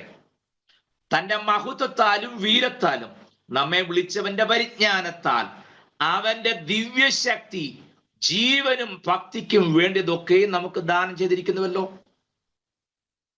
അപ്പൊ അതെല്ലാം തമ്പുരാൻ നോക്കുന്നുണ്ട്. അവയാൽ നമുക്ക് വിലയേറിയതും അതിമഹത്വമായ വാഗ്ദത്തം നൽകിയിരിക്കുന്നു. അതുകൊണ്ട് നിങ്ങൾ ചെയ്യേണ്ട കാര്യം, നിങ്ങൾ ഈ ദിവ്യ സ്വഭാവത്തിന് കൂട്ടാളികളാകണം. എങ്ങനെ? ബിലീഫ് ടു ബിഹേവിയറിലേക്ക് നിങ്ങൾ വരണം. ദിവ്യ സ്വഭാവത്തിന് കൂട്ടാളികൾ. ആര്? വിശ്വാസികൾ. അതെങ്ങനെയാ കിട്ടുന്നത്? ആണ്ടേ, നിങ്ങൾ വിശ്വാസികളാണോ? അതെ. അങ്ങനെയാണെങ്കിൽ വിശ്വാസത്തോട് എന്തോ ചെയ്യണമെന്നാ? വീര്യം. ഈ വീര്യം എന്നുള്ള പറഞ്ഞ എന്താ? ഇംഗ്ലീഷ് വേർച്യൂ എന്നല്ലേ കൊടുത്തേക്കുന്നേ. ഈ വിശ്വാസം എന്ന് മാത്രം പറഞ്ഞാൽ പോരാ. ആ വിശ്വാസത്തിന് കഴിഞ്ഞാൽ വിശ്വാസത്തോടെ ചേർക്കേണ്ട സംഗതിയാണ് വീര്യം അഥവാ വേർച്യൂ. മനസ്സിലായോ? മനുഷ്യന് വല്ല നന്മയൊക്കെ കാണണം. ഓക്കെ, ഞാനിപ്പോ വിചാരിക്കുക സമയം പോയതുകൊണ്ട്. വിശ്വാസത്തോട് വീര്യവും, വീര്യത്തോട് പരിജ്ഞാനം, നോളജ്. നോക്കിക്കേ, നിങ്ങൾ വിശ്വസിച്ചു, ദൈവകൃപയിൽ വന്നു, കർത്താവിനെ ഏറ്റെടുത്തു, പാപത്തിന് പരിഹാരം വരുത്തി. അവിടുന്ന് അടുത്ത സ്റ്റെപ്പാണ് വീര്യം. നാടൻ ഭാഷ പറയല്ല, മുളയിലെ അറിയാം മുളക്കരത്തുനിന്ന്. വീര്യം. ആ വീര്യത്തോട് പരിജ്ഞാനം. വീര്യം കൂടിക്കഴിഞ്ഞാൽ പിന്നെ വെളിവേട് വരികയല്ല, പരിജ്ഞാനം വേണം. മനസ്സിലായോ? ആത്മീക വർധനവ്, ഇതൊക്കെ വളരെ വിശദമായി പറയേണ്ടത്. 10 ലേഖനം പഠിക്കുമ്പോൾ നമുക്ക് അത് ചിന്തിക്കാം. ഒന്ന്, വിശ്വാസം. അവിശ്വാസത്തിലായതുകൊണ്ടാണല്ലോ രക്ഷിക്കപ്പെട്ടത്. ആ വിശ്വാസത്തിൽ വന്നവൻ വിശ്വാസത്തോടെ വീര്യം കൂട്ടണം, വീര്യത്തോട് പരിജ്ഞാനം കൂട്ടണം, പരിജ്ഞാനത്തോട് ഇന്ദ്രിയ ജയം, ടെമ്പറൻസ്. പരിജ്ഞാനമുള്ളവന്റെ നാലാമത്തെ ലക്ഷണം, അവൻ ഇന്ദ്രിയ ജയം ഉണ്ടായിരിക്കും. ടെമ്പറൻസ്, ഇന്ദ്രിയങ്ങളുടെ മേൽ ജയം. കണ്ണ്, കാത്, മൂക്ക്, നാവ്, ത്വക്ക്, ഇതഞ്ചും ആണല്ലോ അല്ലേ പഞ്ചേന്ദ്രിയങ്ങൾ. കണ്ണിനെ ജയിക്കും, കാതിനെ ജയിക്കും, മൂക്കിനെ ജയിക്കും, നാവിനെ ജയിക്കും, ത്വക്കിനെ ജയിക്കും. കാണേണ്ടത് കാണും, കേൾക്കേണ്ടത് കേൾക്കും, പറയേണ്ടത് പറയും, മണക്കേണ്ടത് മണക്കും, തൊടേണ്ടത് തൊടും, അല്ലാത്ത എല്ലാം വിടും. സ്തോത്രം. കണ്ടോ? വിശ്വാസത്തോട് വീര്യം, വീര്യത്തോട് പരിജ്ഞാനം, പരിജ്ഞാനത്തോട് ഇന്ദ്രിയ ജയം. ഇത് സഭയ്ക്കകത്തുണ്ടാകണം. പാസ്റ്റർ 1 പറയുമ്പോൾ 9 പറയുന്ന വിശ്വാസി അല്ല. അച്ഛൻ 1 പറയുമ്പോൾ 9 പറയുന്ന അമ്മാമയല്ല. അച്ഛൻ മിണ്ടായിരിക്കും, ഞാൻ പറയട്ടെ നല്ല പറയേണ്ടത്. അച്ഛൻ പറയുമ്പോഴാണോ? അല്ല പാസ്റ്റർ, ഞാൻ പറഞ്ഞ കേട്ടാട്ടെ, ഞങ്ങളുടെ അച്ഛനെ കൊണ്ട് ഒന്നും കൊള്ളുകയല്ല, ഞങ്ങളുടെ അച്ഛൻ പറയുമ്പോഴൊന്നും അല്ല കാര്യങ്ങൾ എന്നൊന്നും നീ പറയരുത്. മനസ്സിലായോ? സ്തോത്രം. സഭയിലെ പാസ്റ്ററും മറ്റുള്ളവരും വന്നിരിക്കുമ്പോഴത്തേക്കും എങ്ങനെ അച്ഛാ കാര്യം? ഇപ്പൊ അയ്യോ പാസ്റ്റർ ഞാൻ പറയാം, അച്ഛനൊന്നും അറിയത്തില്ല, ചുമ്മാതെ അച്ഛൻ അവിടെ ഇരിക്കുന്നുള്ളതല്ല, വല്ല അച്ഛനെ കൊണ്ട് പറ്റുമോ? ഇത് നിന്നെ കൊണ്ടാണ് പറ്റുന്നത്? നോ. തമ്പുരാൻ വെച്ച ഓർഡറും ദയവായി തെറ്റിക്കരുത്. സ്തോത്രം. ക്രിയേഷൻ ഓർഡർ ഉണ്ടല്ലോ, ആ ഓർഡർ തെറ്റിക്കണ്ട. സ്തോത്രം. അതിനെക്കുറിച്ച് നമുക്കറിയത്തില്ലല്ലോ. വാരിയല്ലോ കൊണ്ടൊരു സ്ത്രീ ഉണ്ടാക്കിയെന്നല്ലേ. പൊന്നോട് ഒരു തമ്പുരാൻ മനസ്സാ വാച അറിയാത്ത കാര്യം അത്. വാരിയല്ലോണ്ടൊന്നും കർത്താവ് സൃഷ്ടിച്ചിട്ടൊന്നുമില്ല. സ്തോത്രം. പുരുഷന് തന്നെ സ്ത്രീ ഉണ്ടായിരുന്നു, അവരെ സെപ്പറേറ്റ് ചെയ്തേ ഉള്ളൂ. അല്ലെ വാരിയൽ ഊരിയെടുത്ത് കല്യാണമൊക്കെ നടത്തുമ്പം പ്രിയ ജാക്സന്റെ ഒരു വാരിയല് കുറവായിരുന്നു. നമുക്ക് മൂവാറ്റുപുഴ മുളന്തുരുത്തി നിന്നാണ് നമുക്ക് ആ വാരിയല് കണ്ടുപിടിക്കാൻ പറ്റിയത് എന്നൊന്നും പറഞ്ഞ് ദയവായി ഊളത്തോടൊന്നും പറയരുത്. കല്യാണം കഴിക്കുന്നവരെ വാരിയൽ ഇല്ലാതെയാണോ ജാക്സൺ നടന്നേ? സ്തോത്രം. അങ്ങനല്ലത്. അതാ പറഞ്ഞ ആ ക്രിയേഷനെ കുറിച്ചൊക്കെ പഠിച്ചാലേ അറിയത്തുള്ളൂ. അങ്ങനല്ല ദൈവം ചെയ്തേ. ആദാമിനെ സൃഷ്ടിച്ച ദൈവത്തിന്റെ ഹവ്വയെ ഉണ്ടാക്കാൻ വേണ്ടി ആദ്യം സൃഷ്ടിച്ച ആദാമിന് ഒരു വാരിയൽ ഊരിയെടുത്താലല്ലേ പറ്റുള്ളൂ, അല്ലാതെ വേറെ സോഴ്സ് ഒന്നും ഇല്ല. നിങ്ങൾ ദൈവത്തെയൊക്കെ അങ്ങനെ ചെറുതാക്കി കാണാതെ. കാരണം കുഴപ്പമില്ല, നമ്മൾ കേട്ടതും പുസ്തകത്തിൽ എഴുതിയിരിക്കുന്നത് അങ്ങനെ ആയതുകൊണ്ടല്ലേ. അങ്ങനല്ലത്. സ്തോത്രം. പൂർണ്ണ രൂപത്തിൽ അവർക്ക് ആദാം എന്ന് പേരിട്ടെന്ന വായിച്ചിട്ടുണ്ടോ? അവനല്ല, അവർക്ക് ആദാം എന്ന് പേരിട്ടു. അത്രയേ ഉള്ളൂ. പോട്ടെ, നമ്മുടെ ടോപ്പിക് അതല്ലാത്തത് കൊണ്ട്. അപ്പൊ വിശ്വാസത്തോട് വീര്യം, വീര്യത്തോട് പരിജ്ഞാനം, പരിജ്ഞാനത്തോട് ഇന്ദ്രിയജയം, ഇന്ദ്രിയജയത്തോട് സ്ഥിരത അഥവാ പേഷ്യൻസ്. ആരെങ്കിലും എന്തെങ്കിലും പറഞ്ഞ് കേട്ടാ ഉടനെ ഞാൻ അടുത്ത ആഴ്ച അങ്ങേ സഭയിൽ പോവാന്ന് പറയുന്ന നിന്നെ എന്തിനു കൊള്ളാം? കഴിഞ്ഞ ദിവസം ഒരാൾ സഭ വിട്ടുപോയത് 9 ദിവസം ഉപവാസമായിരുന്നു. അപ്പൊ അത് പാസ്റ്റർ സഭയെ പറഞ്ഞില്ല. ആ സഹോദരി ഉപവാസമായിരുന്നു എന്നുള്ള കാര്യം പരസ്യമായിട്ട് എല്ലാവരോടും സംസാരിച്ചപ്പോ പറഞ്ഞില്ല. അവർ ഒറ്റ കാരണത്തെ സഭ വിട്ടുപോയി. കർത്താവ് പഠിപ്പിച്ച് നിങ്ങൾ ഉപവസിക്കുമ്പോൾ ആരും കാണാതെ രഹസ്യമായിട്ട് ചെയ്യാൻ പറഞ്ഞു. നമുക്കിപ്പോ ഉപവാസം നടക്കണമെങ്കിൽ തന്നെ ഫ്ലെക്സും ഫോട്ടോ ഇല്ല, നമ്മുടെ ഉപവാസം നടക്കുകയല്ലോ. നിങ്ങൾ പറ, രഹസ്യത്തിൽ കാണുന്ന പിതാവിനോട് പ്രാർത്ഥിക്കാനും ഉപവാസമൊക്കെ പബ്ലിഷ് ചെയ്യേണ്ട കാര്യമാണോ? നിങ്ങൾ പറ. നമുക്കിപ്പോ പബ്ലിസിറ്റിയും ഫ്ലെയറും ഇല്ലാത്ത പരിപാടി ഇല്ലല്ലോ. സ്തോത്രം. വിടുതൽ ശുശ്രൂഷ, financial breakthrough, case breaking, ഇതെല്ലാം പരിപാടിയാണ് നടക്കുന്നത്. പോട്ടെ. അപ്പോൾ ഈ ഇന്ദ്രിയജയമുള്ള വ്യക്തിക്ക് സ്ഥിരത ഉണ്ടാകും, പേഷ്യൻസ് ഉണ്ടാകും. Patience, that is very important thing. Family ലൈഫിലായാലും ശരി, സെക്കുലർ ലൈഫിലായിരുന്നാലും ശരി, സ്പിരിച്വൽ ലൈഫിലായിരുന്നാലും ശരി. സ്ഥിരത അത്യാവശ്യമാണ്.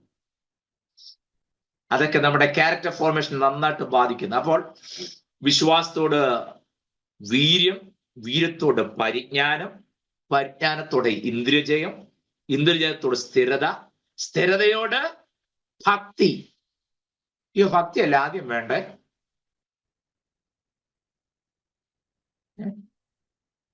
പത്രോസ് ഒരു ബോധമില്ലാത്ത എഴുതിയിരിക്കുന്നത്. ഭക്തിയല്ലേ നമുക്ക് ആദ്യം. ആദ്യം ഒരാൾ വന്ന പറഞ്ഞ മീശയെല്ലാം പഠിച്ച് അതെല്ലാം മാറ്റി ക്ലീൻ ഷേവ് ആക്കി വെള്ളമെടുപ്പ് ഇട്ട് അതിന്റെ ബട്ടൺസ് പോലും ഇടാൻ അറിയത്തില്ല, ടീഷർട്ട് മാത്രം ഇട്ടുകൊണ്ട് നടന്നവനെ പിടിച്ച് വെള്ളമെടുപ്പ് പിടിപ്പിച്ച് അതിന് പറ്റിയൊരു പാന്റും കൊടുത്ത ഇവൻ ഇത് അതിങ്ങനെ പുസ്തകം പിടിച്ചോണ്ട് നിൽക്കുക, എന്നെ ഇടുന്ന അവൻ തന്നെ അറിയത്തില്ല. ഭക്തിയുടെ വേഷമൊക്കെ എപ്പോഴാ നോക്ക്. കണ്ടോ, സ്ഥിരത ഉള്ളവനെ ഭക്തിയിലേക്ക് വരൂ. പുറമേ കാണിക്കുന്ന പ്രകടനങ്ങളല്ല ഭക്തി. ക്ലിയർ ആയോ? സ്തോത്രം. ഭക്തിയുടെ വേഷപ്രച്ഛന്നതയല്ല ദൈവം ആഗ്രഹിക്കുന്നത്. സ്തോത്രം. നമുക്ക് ഭക്തി എന്ന് പറഞ്ഞാൽ കുഞ്ഞായിട്ടിരിക്കുന്ന പോലെ എന്റെ സാറ് പറയുന്ന പുള്ളി മർത്തോമയിലെ അച്ഛന്റെ കുപ്പായ അടിച്ചു മാറ്റിയതാണെന്ന് പറഞ്ഞു എന്റെ വേഷം കാണുമ്പോൾ. സ്തോത്രം. അപ്പൊ ഇങ്ങനെ ഈ വെള്ളം മാത്രം ഇട്ട് വേറെ കളർ കാണുമ്പോ അലർജി. ഞാനൊരു കാര്യം പറയാം, വസ്ത്രത്തിന്റെ വശക്കേട് കൊണ്ടൊന്നും തമ്പുരാൻ ഒന്നും ചെയ്യത്തില്ല. നിങ്ങൾ അങ്ങനൊന്നും ചിന്തിക്കണ്ട. എനിക്ക് ചെറുപ്പം പോലെ വെള്ളയാണ് എനിക്കിഷ്ടം, അതുകൊണ്ട് ഞാൻ ഇട്ടെന്ന് മാത്രമേ ഉള്ളൂ. സ്കൂളിൽ പഠിക്കുന്ന കാലത്തെ രക്ഷിക്കപ്പെട്ട ആളും ഒക്കെ ആയതുകൊണ്ട് അന്ന് പോലെ എനിക്ക് ഏറ്റവും ഇഷ്ടമുള്ള കളർ വൈറ്റ്, അതുകൊണ്ട് അങ്ങ് ഇടുന്നത് മാത്രമേ ഉള്ളൂ. പിന്നെ ഇങ്ങനെ പണ്ട് പോലെ ഈ അപ്പച്ചന്മാരുടെ കൂടെ നടന്നുകൊണ്ട് ആ വേഷത്തോടൊക്കെ ഒരു താല്പര്യം ആഗ്രഹം ഉള്ളതുകൊണ്ട് ഇടുന്നത് മാത്രമേ ഉള്ളൂ. ഇല്ലാതെ അഭിലാഷ് ബാസ് ഒക്കെ ഇട്ടിരിക്കുന്ന പോലെ നല്ല ഷർട്ടൊക്കെ ഇടുന്നത് മോശമൊന്നുമല്ല. നോക്കി, അഭിലാഷ് ബാസ് ആണെങ്കിൽ വെള്ള ഷർട്ട് വിട്ട് അതിന്റെ മേളിൽ എന്താ പറയാ നല്ല 1ാം ക്ലാസ് ബീഹാറിലല്ല, നല്ല തണുപ്പുണ്ട്, ജാക്കറ്റും ഒക്കെ പൊതിച്ചുകൊണ്ടാണ് അദ്ദേഹം ഇരിക്കുന്നത്. അപ്പൊ അതുകൊണ്ടൊന്നും കുഴപ്പമുണ്ടെന്നല്ല ഞാൻ പറഞ്ഞ. ഭക്തി പ്രകടനങ്ങളല്ല. കണ്ടോ, അത് എപ്പോഴും അതിന്റെ പൊസിഷൻ നോക്കിയാൽ വിശ്വാസത്തോട് വീര്യം, വീര്യത്തോട് പരിജ്ഞാനം, പരിജ്ഞാനത്തോട് ഇന്ദ്രിയജയം, ഇന്ദ്രിയജയത്തോട് സ്ഥിരത, സ്ഥിരതയോട് ഭക്തി. അല്ലെങ്കിൽ 3-ാമത്തെ ആഴ്ച അവൻ സഭയെ കാണുകയല്ല. മനസ്സിലായോ? നമ്മുടെ ഇടയിൽ പിന്നെ ഒരു ഗുണമുണ്ട് കേട്ടോ. ഏതെങ്കിലും വയ്യാവലിക്കകത്ത് വന്ന് കയറിയ ഉടനെ കക്ഷിയെ പിടിച്ച് ഏറ്റവും ടോപ്പിലങ്ങാക്കും. ഞാൻ വീട്ടിൽ തന്നെ ഇരിക്കുന്നതിന്റെ കാര്യം ഇപ്പൊ നിങ്ങൾക്ക് മനസ്സിലായല്ലോ. ബുധനാഴ്ച ദിവസം ഈ ക്ലാസ് അല്ലാതെ വേറെ ഒരു ഇടപാടും എനിക്കില്ല. ബോധമുള്ള ഒരൊറ്റ കുഞ്ഞെന്നെ അടിപ്പിക്കത്തില്ല, എനിക്ക് നന്നായിട്ടറിയാം. ഞാൻ പറഞ്ഞിപ്പം വളരെ ക്രിമിനലായിട്ട് നടന്ന ആളുകൾക്കൊക്കെ കൺവെൻഷൻ വേദിയിൽ ഇഷ്ടം പോലെ അവസരങ്ങളുണ്ട്. ഇപ്പൊ നിങ്ങൾ വിചാരിക്കുക എനിക്ക് കിട്ടാത്തന്റെ കുശുമ്പ് പറയാണെന്നേ, എന്നെ ആരും വിളിക്കരുത്, ഞാൻ വരത്തുമില്ല. ഞാൻ ആ ഉദ്ദേശത്തിൽ പറഞ്ഞല്ല. അവരൊക്കെ വരുമ്പോൾ നമ്മുടെ ഇടയിലെ ഈ പഠനങ്ങളും ടീച്ചിങ്ങും ഒക്കെ കൊടുത്ത് അവരെ ശിഷ്യത്വത്തിലേക്ക് കൊണ്ടുവന്ന് ഉപദേശവും വേദോസൊക്കെ പഠിപ്പിച്ച് അവരെ ട്രെയിൻ ചെയ്ത് അവരെ വേദിയിൽ കൊണ്ടുവരാൻ പാടുള്ളൂ. എല്ലാവരും അംഗീകരിക്കാമെന്ന് എനിക്കറിയാം. കഴിഞ്ഞ നാൾ വരെ ഗുണ്ടായിസം കാണിച്ച് പാസ്റ്റർമാരെ തല്ലിയ ആൾക്കാരൊക്കെ ഇപ്പാണ്ട് സ്റ്റേജൊക്കെ തകർത്ത് പ്രസംഗിക്കുന്നു. കാരണം അവർ രക്ഷിക്കപ്പെട്ടു വന്ന് പിന്നെ ഇപ്പൊ അവർക്ക് സ്റ്റേജ് ഉള്ളൂ. ഒന്നാമതേ പ്രസംഗിക്കാൻ വരുന്നത് കാണുമ്പോഴേ പേടി വരും. ഷർട്ടിന്റെ കൈയെല്ലാം മടക്കി വെച്ച CHU-കാരനും ഡിവൈഎഫിലെ സഹാക്കൾ വരുമ്പോൾ ഇപ്പൊ സ്റ്റേജിൽ പ്രസംഗിക്കാൻ വരുന്നത്. യുവായിട്ട് ആൾക്കാരെല്ലാം അത് മാറ്റി ഇപ്പൊ ഷർട്ടിന്റെ കൈയെല്ലാം മടക്കി മസിലും എല്ലാം കാണിച്ച് ഇപ്പൊ പിന്നെ ഒരു ഗുണമുണ്ട്, എല്ലാവരും മുണ്ടായി, പാൻറ്റൊക്കെ മാറ്റി വെള്ളമുണ്ടും അതിന് പറ്റുന്ന ഷർട്ടും ആ നല്ല വടി പോലെ നിൽക്കുന്ന വേഷത്തോടെ. അപ്പൊ എനിക്ക് അസൂയ കൊണ്ട് പറയാൻ തോന്നും, ഞാൻ അതല്ല ഉദ്ദേശിച്ച്, അങ്ങനല്ല. സ്തോത്രം. അങ്ങനെയാണെങ്കിൽ പിന്നെ അങ്ങനെ തന്നെ ആകുള്ളൂ. ഈ അവസരം പോലെ മാറി മാറി വേഷം ധരിക്കുന്നപ്പോൾ എനിക്ക് ചെറിയൊരു ബുദ്ധിമുട്ട്, അത്ര ഞാൻ പറഞ്ഞു. നമ്മളെ കണ്ടാൽ നമ്മൾ ആരാണെന്നും ഏതാണെന്നും ഒക്കെ ലോകത്തിന് ബോധ്യമാകണം. അങ്ങനെയാണല്ലോ സുവിശേഷത്തിന്റെ വിത്ത് കേരളത്തിൽ എറിഞ്ഞ് പിതാക്കന്മാർ ഈ സഭ എത്രത്തോളം വളർത്തിക്കൊണ്ട് വന്നത്. നമ്മളെ കളിയാക്കി പറയല്ലായിരുന്നു കപ്പ മീനും കൂട്ടുവാൻ പെന്തോക്കോസിൽ ചേരാൻ. എന്താ ആ പാട്ടിന്റെ വരികൾ ഞാൻ മറന്നുപോയി. നമ്മളെ കളിയാക്കിയത് എങ്ങനെയാ? കാരണം യോഗം കഴിയുമ്പോൾ ഒന്നും തിന്നാനില്ലല്ലോ. പറമ്പിൽ നിന്ന് കപ്പ പറിച്ചുകൊണ്ട് വന്ന് അത് കണ്ടിച്ചു പുഴുങ്ങി, അതൊക്കെ ഉള്ളൂ. അത് നല്ല കപ്പയാണോ? കട്ടൻ കപ്പ. നമ്മളെ കളിയാക്കിയതാ. അപ്പൊ അത് നാഷണൽ ഫുഡ്, അത് വേറെ കാര്യം. പറഞ്ഞ മനസ്സിലായോ? അപ്പോൾ ഇതിനകത്ത് സ്ഥിരതയുള്ളവനെ നിങ്ങൾ ഓർക്കുന്നുണ്ട്. ഒരു കക്ഷിയെ വന്ന് പിന്നെ ഞാൻ ഓർക്കുക, പുള്ളിക്കാരന് മാത്രം വേദികൾ ഉണ്ടായിരുന്നുള്ളൂ. ഇപ്പൊ ആ കക്ഷി ഒന്ന് കാണണം. പുള്ളി വിശ്വാസത്തിൽ നിന്നും പോയി, ദീക്ഷയെല്ലാം വളർത്തി, മുടിയെല്ലാം വളർത്തി, അന്യഭാഷ പറഞ്ഞ് പ്രസംഗിച്ച മനുഷ്യൻ ഇപ്പൊ പെന്തക്കോസ്തുകാരെ മുഴുവൻ കുറ്റവും പറഞ്ഞ് പുള്ളി അങ്ങ് അന്ത്യോക്കിലെ പ്രധാന ആളായിട്ട് മാറി.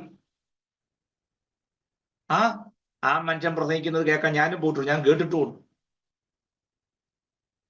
ഇതാണ് ഈ വന്ന ഉടനെ പിടിച്ച് സ്റ്റേജെ കൊണ്ട് കയറ്റിയാൽ നാളെ ഇവന് ഏത് രൂപത്തിലാകുന്നു ഒരു പിടിയും കിട്ടത്തില്ല. അതിനൊക്കെ TPM-ലോട്ട് ചെല്ലണം. സ്വോത്രം. എൻ്റെ ഒരു പെങ്ങളുടെ മോനുണ്ട്, അവൻ TPM-ലെ ശുശ്രൂഷകന്. ഇപ്പോഴും പുള്ളി ബ്രദറാ. ചർച്ചിന്റെ ചുമതല വെച്ചത് ഇപ്പൊ 22 വർഷമായി. പാസ്റ്റർ ആകണമെങ്കിൽ ഇനി 8 വർഷം കൂടെ കഴിയണം. 30 വർഷം കഴിയണം അവൻ പാസ്റ്റർ ആകണമെങ്കിൽ. ഇവിടെ നമ്മൾ എന്തെങ്കിലും ഒരു 2 വാക്ക് പറഞ്ഞായെങ്കിൽ പിന്നെ വേണമെങ്കിൽ സെന്ററിന്റെ ചുമതല തന്നെ കൊടുത്തുകളെ. മനസ്സിലായോ? അതാ അവിടുത്തെ ട്രെയിനിങ്. ഒരു പാസ്റ്റർ ആകുമ്പോഴേക്കും സഭയുടെ നടത്തിപ്പ്, സഭയുടെ ക്രമീകരണങ്ങൾ, ശുശ്രൂഷകൾ, കാര്യങ്ങൾക്കെല്ലാം നല്ല തഴക്കവും പഴക്കവും വന്നിരിക്കും. 30 വർഷം കഴിയുമ്പോഴേക്കും. അതാ അവരുടെ രീതി. അവിടെ നാളെ നിങ്ങളെ TPM പോകാൻ വേണ്ടി ഞാൻ പറഞ്ഞതല്ല. ഞാൻ പറഞ്ഞത് 30 വർഷമൊന്നുമില്ലെങ്കിൽ 3 വർഷത്തെ ട്രെയിനിങ്ങേലും കൊടുക്കാറുണ്ട്. അതിന്റെ ദശാംശമെങ്കിലും. സ്വോത്രം. പോട്ടെ.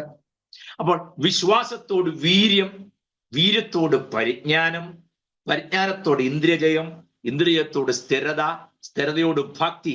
ഭക്തി ഉണ്ടെങ്കിലേ അടുത്ത കാര്യം നടക്കും. എന്ത്? സഹോദര പ്രീതി. മനസ്സിലായോ? സഹോദര പ്രീതി. ഞാൻ ചോദിക്കട്ടെ, ഈ എനിക്കറിയാൻ മേലാത്തോണ്ടാണ് എങ്ങനെ എൻ്റെ പൊന്നെ എല്ലാം കൂടെ അവിടെ ചെന്ന് ഈ ഒരുമിച്ചിരിക്കുന്ന ഓർക്കുമ്പോൾ എനിക്ക് ഭയങ്കര അസ്വസ്ഥത ഉണ്ടാകാറുണ്ട്. ഇവിടെ കിടന്ന് പൂരം അടിയ, ഇല്ലാത്ത കോപ്രായങ്ങളൊന്നുമില്ല. എല്ലാരും കാഹളം കേൾക്കാൻ ഒരുങ്ങിയിരിക്കുക. മീഖായൽ അടുത്ത കാലത്തൊന്നും കാഹളത്തെ തൊടുന്ന് എനിക്ക് തോന്നുന്നില്ല. കാരണം മീഖായലും പേടിച്ച് നിൽക്കുക. കാരണം അതിനേക്കാൾ വലിയ കാഹളം ഇവിടെ ഊതുന്നത്. സ്തോത്രം.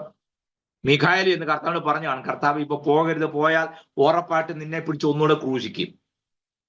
മര്യാദയ്ക്ക് അവിടെ എങ്ങനെ ഇരുന്നു, സഭയെ ചേർക്കാൻ പോകുന്നു പറഞ്ഞു പോയാൽ ഉറപ്പായിട്ടും ഒരു ക്രൂശയിലേക്ക് കയറികൾ 9 ക്രൂശ കയറ്റിട്ടേ നിന്നെ അവിടുന്ന് വിടത്തുള്ളൂ. Better not to go there എന്ന് മീഖായൽ പറഞ്ഞിട്ടുണ്ടാകുന്ന എന്റെ വിശ്വാസം. ഇങ്ങോട്ട് നോക്കുമ്പോ അത്ര അന്തരീക്ഷമല്ലേ. സങ്കടം കൊണ്ട് പറഞ്ഞാ കേട്ടോ. സ്തോത്രം. സഹോദര പ്രീതി. പറ ആത്മാർത്ഥം. ഒരു സഭയിൽ ഒരുമിച്ചിരിക്കുന്ന ആരാധിക്കുന്ന ദൈവമക്കൾ തമ്മിലുള്ള ആ സ്നേഹബന്ധം എത്ര ആഴമുണ്ട്? പറ. ഒരു കാര്യം തുറന്ന് പറയൂ. പറയാൻ ഒക്കത്തില്ല, രണ്ടും പറയണമല്ലോ. പറഞ്ഞാൽ എപ്പ പാര ചിന്തിച്ചാൽ മതി. നല്ല മനസ്സോടായിരിക്കും നമ്മൾ പറഞ്ഞത്. ഉച്ചവശം ആരും ജോലിക്ക് ചെല്ലുമ്പം കാണാം ഒരു കത്ത് കൈ കിട്ടും, തീർന്നു, ടെർമിനേറ്റ് ചെയ്തെന്നും പറഞ്ഞു. അത് കാരണം മിണ്ടാനും ഒക്കുകയല്ല. കൈ കൊടുക്കുന്ന പോലെ നിങ്ങൾ ശ്രദ്ധിച്ചിട്ടുണ്ടോ? നല്ല മനസ്സോടെയാണ്. ഇങ്ങനെ മുട്ടിക്കുകയല്ലേ ഉള്ളൂ. വെള്ളിങ്ങിയ ഇങ്ങനെ മുട്ടിക്കുന്ന പോലെ. ക്ഷയിക്കാൻ കൊടുക്കാനകത്തറിയാലോ ആത്മാർത്ഥത അല്ലേ?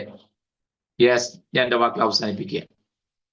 നമുക്കിതിന്റെ ഡീറ്റെയിൽസ് നന്നായിട്ട് പഠിച്ചതിന് ശേഷം മാത്രം ലേഖനത്തിലേക്ക് കയറിയാൽ മതി. എല്ലാ സഭകളിൽ ഈ പ്രശ്നങ്ങളുണ്ട്. നോക്കണേ, സഹോദര പ്രീതിയോട് സ്നേഹം.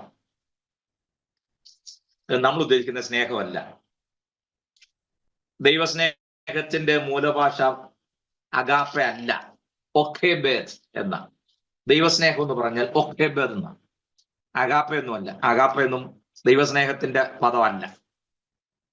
സ്തോത്രം. എൻ്റെ വാക്കുകൾ അവസാനിപ്പിക്കാം. നമുക്കതുകൊണ്ട് തുടർന്ന് ചില കാര്യങ്ങൾ കൂടെ എല്ലാ ആരുടെ ക്ലാസ്സിനും എടുത്തില്ലെങ്കിലും പ്രധാനപ്പെട്ട ചില പോയിന്റ് കൂടെ പറഞ്ഞെങ്കിലേ എനിക്ക് ഈ ലേഖനത്തിൽ കയറാൻ നോക്കൂ. നിശ്ചയമായിട്ടും ഞാനത് എൻ്റെ എല്ലാവരും ഞാൻ നിങ്ങൾക്ക് പറഞ്ഞ് ബോധ്യപ്പെടുത്തി തിരുവഴുത്തിലേക്ക് നമുക്ക് പ്രവേശിക്കണം. തെസ്സലോനിക്ക ലേഖനം ആദ്യം പഠിക്കാൻ കാരണം നമ്മുടെ പ്രത്യാശ വർദ്ധിച്ച് ഒന്ന് അടുപ്പിച്ച് നിർത്തിക്കഴിഞ്ഞാൽ ബാക്കി ലേഖനങ്ങളിൽ കുറെ കൂടെ ആവേശത്തോടെ പഠിക്കാൻ താല്പര്യം ഉണ്ടാകും എന്ന് മാത്രമേ ഞാൻ ഉദ്ദേശിച്ചുള്ളൂ. അതിന് ദൈവം നമുക്ക് സാവകാശവും അവസരം നൽകട്ടെ എന്ന് ആത്മാർത്ഥമായി ദൈവത്തിനെ പ്രാർത്ഥിക്കുന്നു. ദൈവം നമ്മൾ എല്ലാവരും അനുഗ്രഹിക്കട്ടെ. ഞാൻ ഒരു പ്രാർത്ഥന റിക്വസ്റ്റ് നിങ്ങളുടെ മുമ്പിൽ വെക്കുകയാണ്. കഴിഞ്ഞ ക്ലാസ്സിൽ ഞാൻ മനഃപൂർവ്വം പറഞ്ഞില്ല. 1-2 പേരുടെ പേഴ്സണലി ഞാൻ ഷെയർ ചെയ്ത് മാത്രമേ ഉള്ളൂ. ഞാൻ ഈ ദിവസങ്ങളിൽ ശാരീരികമായി വളരെ ക്ലേശത്തിലൂടെ പോകുന്നു. ദൈവമക്കൾ എനിക്ക് വേണ്ടി പ്രത്യേകം പ്രാർത്ഥിക്കണം. കഴിഞ്ഞ ഞായറാഴ്ച എനിക്ക് സഹായത്തിനൊന്നും പോകാൻ കഴിയാതെ വീട്ടിൽ തന്നെ ഞാൻ റെസ്റ്റ് എടുക്കുകയായിരുന്നു. മറ്റ് പ്രശ്നങ്ങളല്ല, എനിക്ക് പ്രോസ്റ്റേറ്റിന്റെ ഒരു വലിയ ബുദ്ധിമുട്ട് ഈ ദിവസങ്ങൾ വല്ലാതെ നേരിടുന്നു. നേരത്തെ മൂലം ഉണ്ടായിരുന്നെങ്കിലും ഞാൻ അന്ന് അത്ര അത് ബലം കൊടുത്തില്ല. പക്ഷെ ഇപ്പോൾ അതെന്നെ വല്ലാതെ ഡിസ്റ്റർബ് ചെയ്യുന്നു. അപ്പൊ എനിക്ക് വളരെ ഫിസിക്കലി ബുദ്ധിമുട്ടുണ്ട്. യാത്ര ചെയ്യാനുള്ള പ്രയാസങ്ങൾ, ഒരു മീറ്റിങ്ങിന് പോകുക വരെ ഒന്നും പറ്റാത്തൊരു സാഹചര്യമാണ്. അല്പം അതുകൊണ്ട് ദൈവമക്കൾ ആ വിഷയം ഓർത്ത് പ്രാർത്ഥിക്കണം എന്ന് മാത്രം അപേക്ഷിക്കുന്നു. ദൈവം നമ്മെ അനുഗ്രഹിക്കട്ടെ. പറയുന്നില്ല എന്ന് ചിന്തിച്ചെങ്കിൽ പിന്നീട് ഞാൻ ദൈവസന്നിധിയിൽ അതൊരു ശരിയെല്ലാം തോന്നി. നിങ്ങൾ എൻ്റെ മുമ്പിൽ വന്നിരുന്ന ദൈവജനം പഠിക്കുന്ന സാഹചര്യത്തിൽ ഞാൻ നിങ്ങളിൽ നിന്ന് മറച്ചു വെക്കുന്നത് ഒരു ദൈവത്തിൽ ഒരു നീതിയല്ല എന്നുള്ളത് മാത്രം പ്രാർത്ഥനയ്ക്ക് വേണ്ടി അപേക്ഷിക്കുക എന്നുള്ള ആശയത്തിൽ ഞാൻ നിങ്ങളുമായി പങ്കുവെച്ചതേ ഉള്ളൂ. കർത്താവ് വിശ്വസ്തൻ. എൻ്റെ PSA ടെസ്റ്റ് വന്നു. PSA ടെസ്റ്റ് ആയിരുന്നല്ലോ നമുക്ക് പേടിക്കേണ്ടത്. കാരണം PSA ടെസ്റ്റ് കൂടി അതിനകത്ത് റിസൾട്ട് കൂടി വന്നാൽ ക്യാൻസർ ആകാനുള്ള സാധ്യത കൂടുതലാണ്. ഏതായാലും PSA ടെസ്റ്റ് കഴിഞ്ഞപ്പോൾ അത് നോർമലാണ്. അപ്പൊ തന്നെ ഡോക്ടർ വലിയ ആശ്വാസം പറഞ്ഞു. ഇപ്പൊ കണ്ടിന്യൂസ് ആയിട്ട് ഞാൻ മെഡിസിൻ എടുക്കുന്നുണ്ട്. പൂർണ്ണ സൗഖ്യത്തിനും ആശ്വാസം. എനിക്ക് യൂറിൻ പാസ് ചെയ്യാനൊക്കെ ബുദ്ധിമുട്ടുകളുണ്ട്. ഈ ഫ്രീക്വന്റ് യൂറിനേഷൻ ആണല്ലോ ഇതിന്റെ പ്രധാന പ്രശ്നം തന്നെ. ഓർക്കുകയും പ്രാർത്ഥിക്കുകയും ചെയ്യുക. ദൈവം നമ്മൾ എല്ലാവരെയും സമൃദ്ധമായി അനുഗ്രഹിക്കട്ടെ. നാം എല്ലാവരും ചെന്ന് പ്രാർത്ഥിക്കുമ്പോൾ അഭിലാഷ് പ്രാർത്ഥിച്ച് ആശീർവാദം പറഞ്ഞ് ക്ലാസ് അവസാനിക്കും. കർത്താവേ സ്തോത്രം. ആമേൻ, ആമേൻ, ആമേൻ. ഹല്ലേലൂയ. ഞങ്ങളെ അൻപോട് സ്നേഹിക്കുന്ന ഞങ്ങളുടെ സ്വർഗീയ നല്ല പിതാവേ, ഈ നല്ല സമയത്തിനായി സ്തോത്രം ചെയ്ത് പ്രാർത്ഥിക്കുന്നു. ഒരിക്കൽ കൂടി കർത്താവെ, ഞങ്ങൾക്ക് ഒരുമിച്ച് എല്ലാവരും കർത്താവെ പല ദേശത്തായിരുന്നു ഒരുമിച്ചിരുന്ന് ഈ സൂമിൽ കൂടി തിരുവചനം പഠിക്കുവാൻ വലിയവനാവുന്ന ദൈവം ഞങ്ങളെ സഹായിച്ച വലിയ നല്ല കൃപയ്ക്കായി ഞങ്ങൾ ദൈവത്തോട് നന്ദി പറയുന്നപ്പാ. സ്തോത്രം, സ്തോത്രം. ദൈവം വരുത്തുന്ന ക്രമീകരണത്തെ പറ്റി കർത്താവെ പഠിക്കുവാൻ അത് മുഖാന്തരം അനവധി വചനങ്ങൾ കൂടി കർത്താവെ ഞങ്ങളെ ഉറപ്പിക്കാൻ ദൈവമേ അങ്ങ് ഞങ്ങളോട് കാണിച്ച വലിയ കൃപയ്ക്കായി ഞങ്ങൾ ദൈവത്തോട് നന്ദി പറയുന്നു. ഇത്രത്തോളം നടത്തിയ ആ നല്ല വിധത്തിനായി നന്ദി പറയുന്നു. കർത്താവെ ഞങ്ങളുടെ ദാസനെ അമേ ഇനിയും അധികം ശക്തീകരിക്കണം. കർത്താവെ അങ്ങയുടെ കൃപ കൂടിയിരിക്കണം. അമ്മയെ തുടർന്നും ദൈവമേ വചനത്തിന്റെ ആധികാരികൾ പറഞ്ഞ് പഠിപ്പിക്കാൻ ഞങ്ങളെ അമ്മയെ പ്രബോധിപ്പിക്കാൻ ദൈവം അങ്ങയുടെ ദാസനെ സഹായിക്കണം, അനുഗ്രഹിക്കണമേ, വിടുവിക്കണമേ എന്ന് ദൈവത്തോട് പ്രാർത്ഥിക്കുന്നു. പ്രത്യേകിച്ച് ശാരീരിക ആ ബുദ്ധിമുട്ടിൽ നിന്നും എന്റെ കർത്താവ് ഇത്രത്തോളം വിടുവിച്ചല്ലോ. ആ റിസൾട്ട് വന്നപ്പോൾ അമ്മയെ ആശ്വാസകരമാകുന്ന അമ്മയെ റിസൾട്ട് കാണുവാനും കേൾക്കുവാനും ദൈവം സഹായിച്ചതിനായി സ്തോത്രം. അപ്പൊ തുടർന്നും അമ്മയെ പരിപൂർണ സൗഖ്യത്തിന് വേണ്ടി ഞങ്ങൾ ഒരുമിച്ച് ദൈവത്തോട് പ്രാർത്ഥിക്കുന്നു. അമ്മയെ സഹായിക്കണം, അനുഗ്രഹിക്കണം. ഈ സൂമിലായിരിക്കുന്ന ഓരോരുത്തരെയും ദൈവകരങ്ങളിലേക്ക് ഏൽപ്പിച്ചു പ്രാർത്ഥിക്കുന്നു. ഇന്ന് കേട്ട വചനം വളരെ ശ്രദ്ധയോടെ കേട്ട് അമ്മ അതനുസരിച്ച് കർത്താവിന്റെ കൽപ്പന അനുസരിച്ച് ജീവിക്കാൻ അമ്മ വേണ്ടുന്ന കൃപ ദൈവം കൊടുക്കണമേ ദൈവത്തോട് പ്രാർത്ഥിക്കുന്നു. പരിശുദ്ധാത്മാവ് ഓരോരുത്തരെയും വഴി നടത്തണമേ ദൈവത്തോട് പ്രാർത്ഥിക്കുന്നു.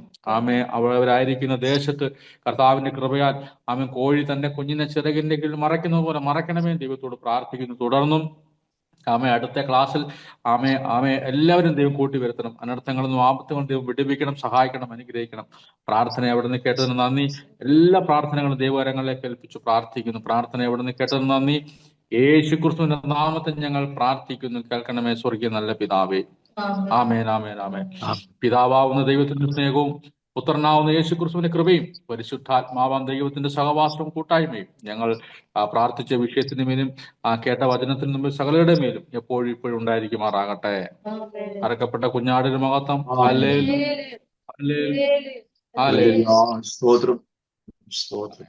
എല്ലാവർക്കും നന്ദി. ദൈവം നമ്മെ സഹായിക്കും. വീണ്ടും കൂടി വന്നവരെയും ദൈവം നമ്മെ സൂക്ഷിക്കട്ടെ. Thank you. God bless U.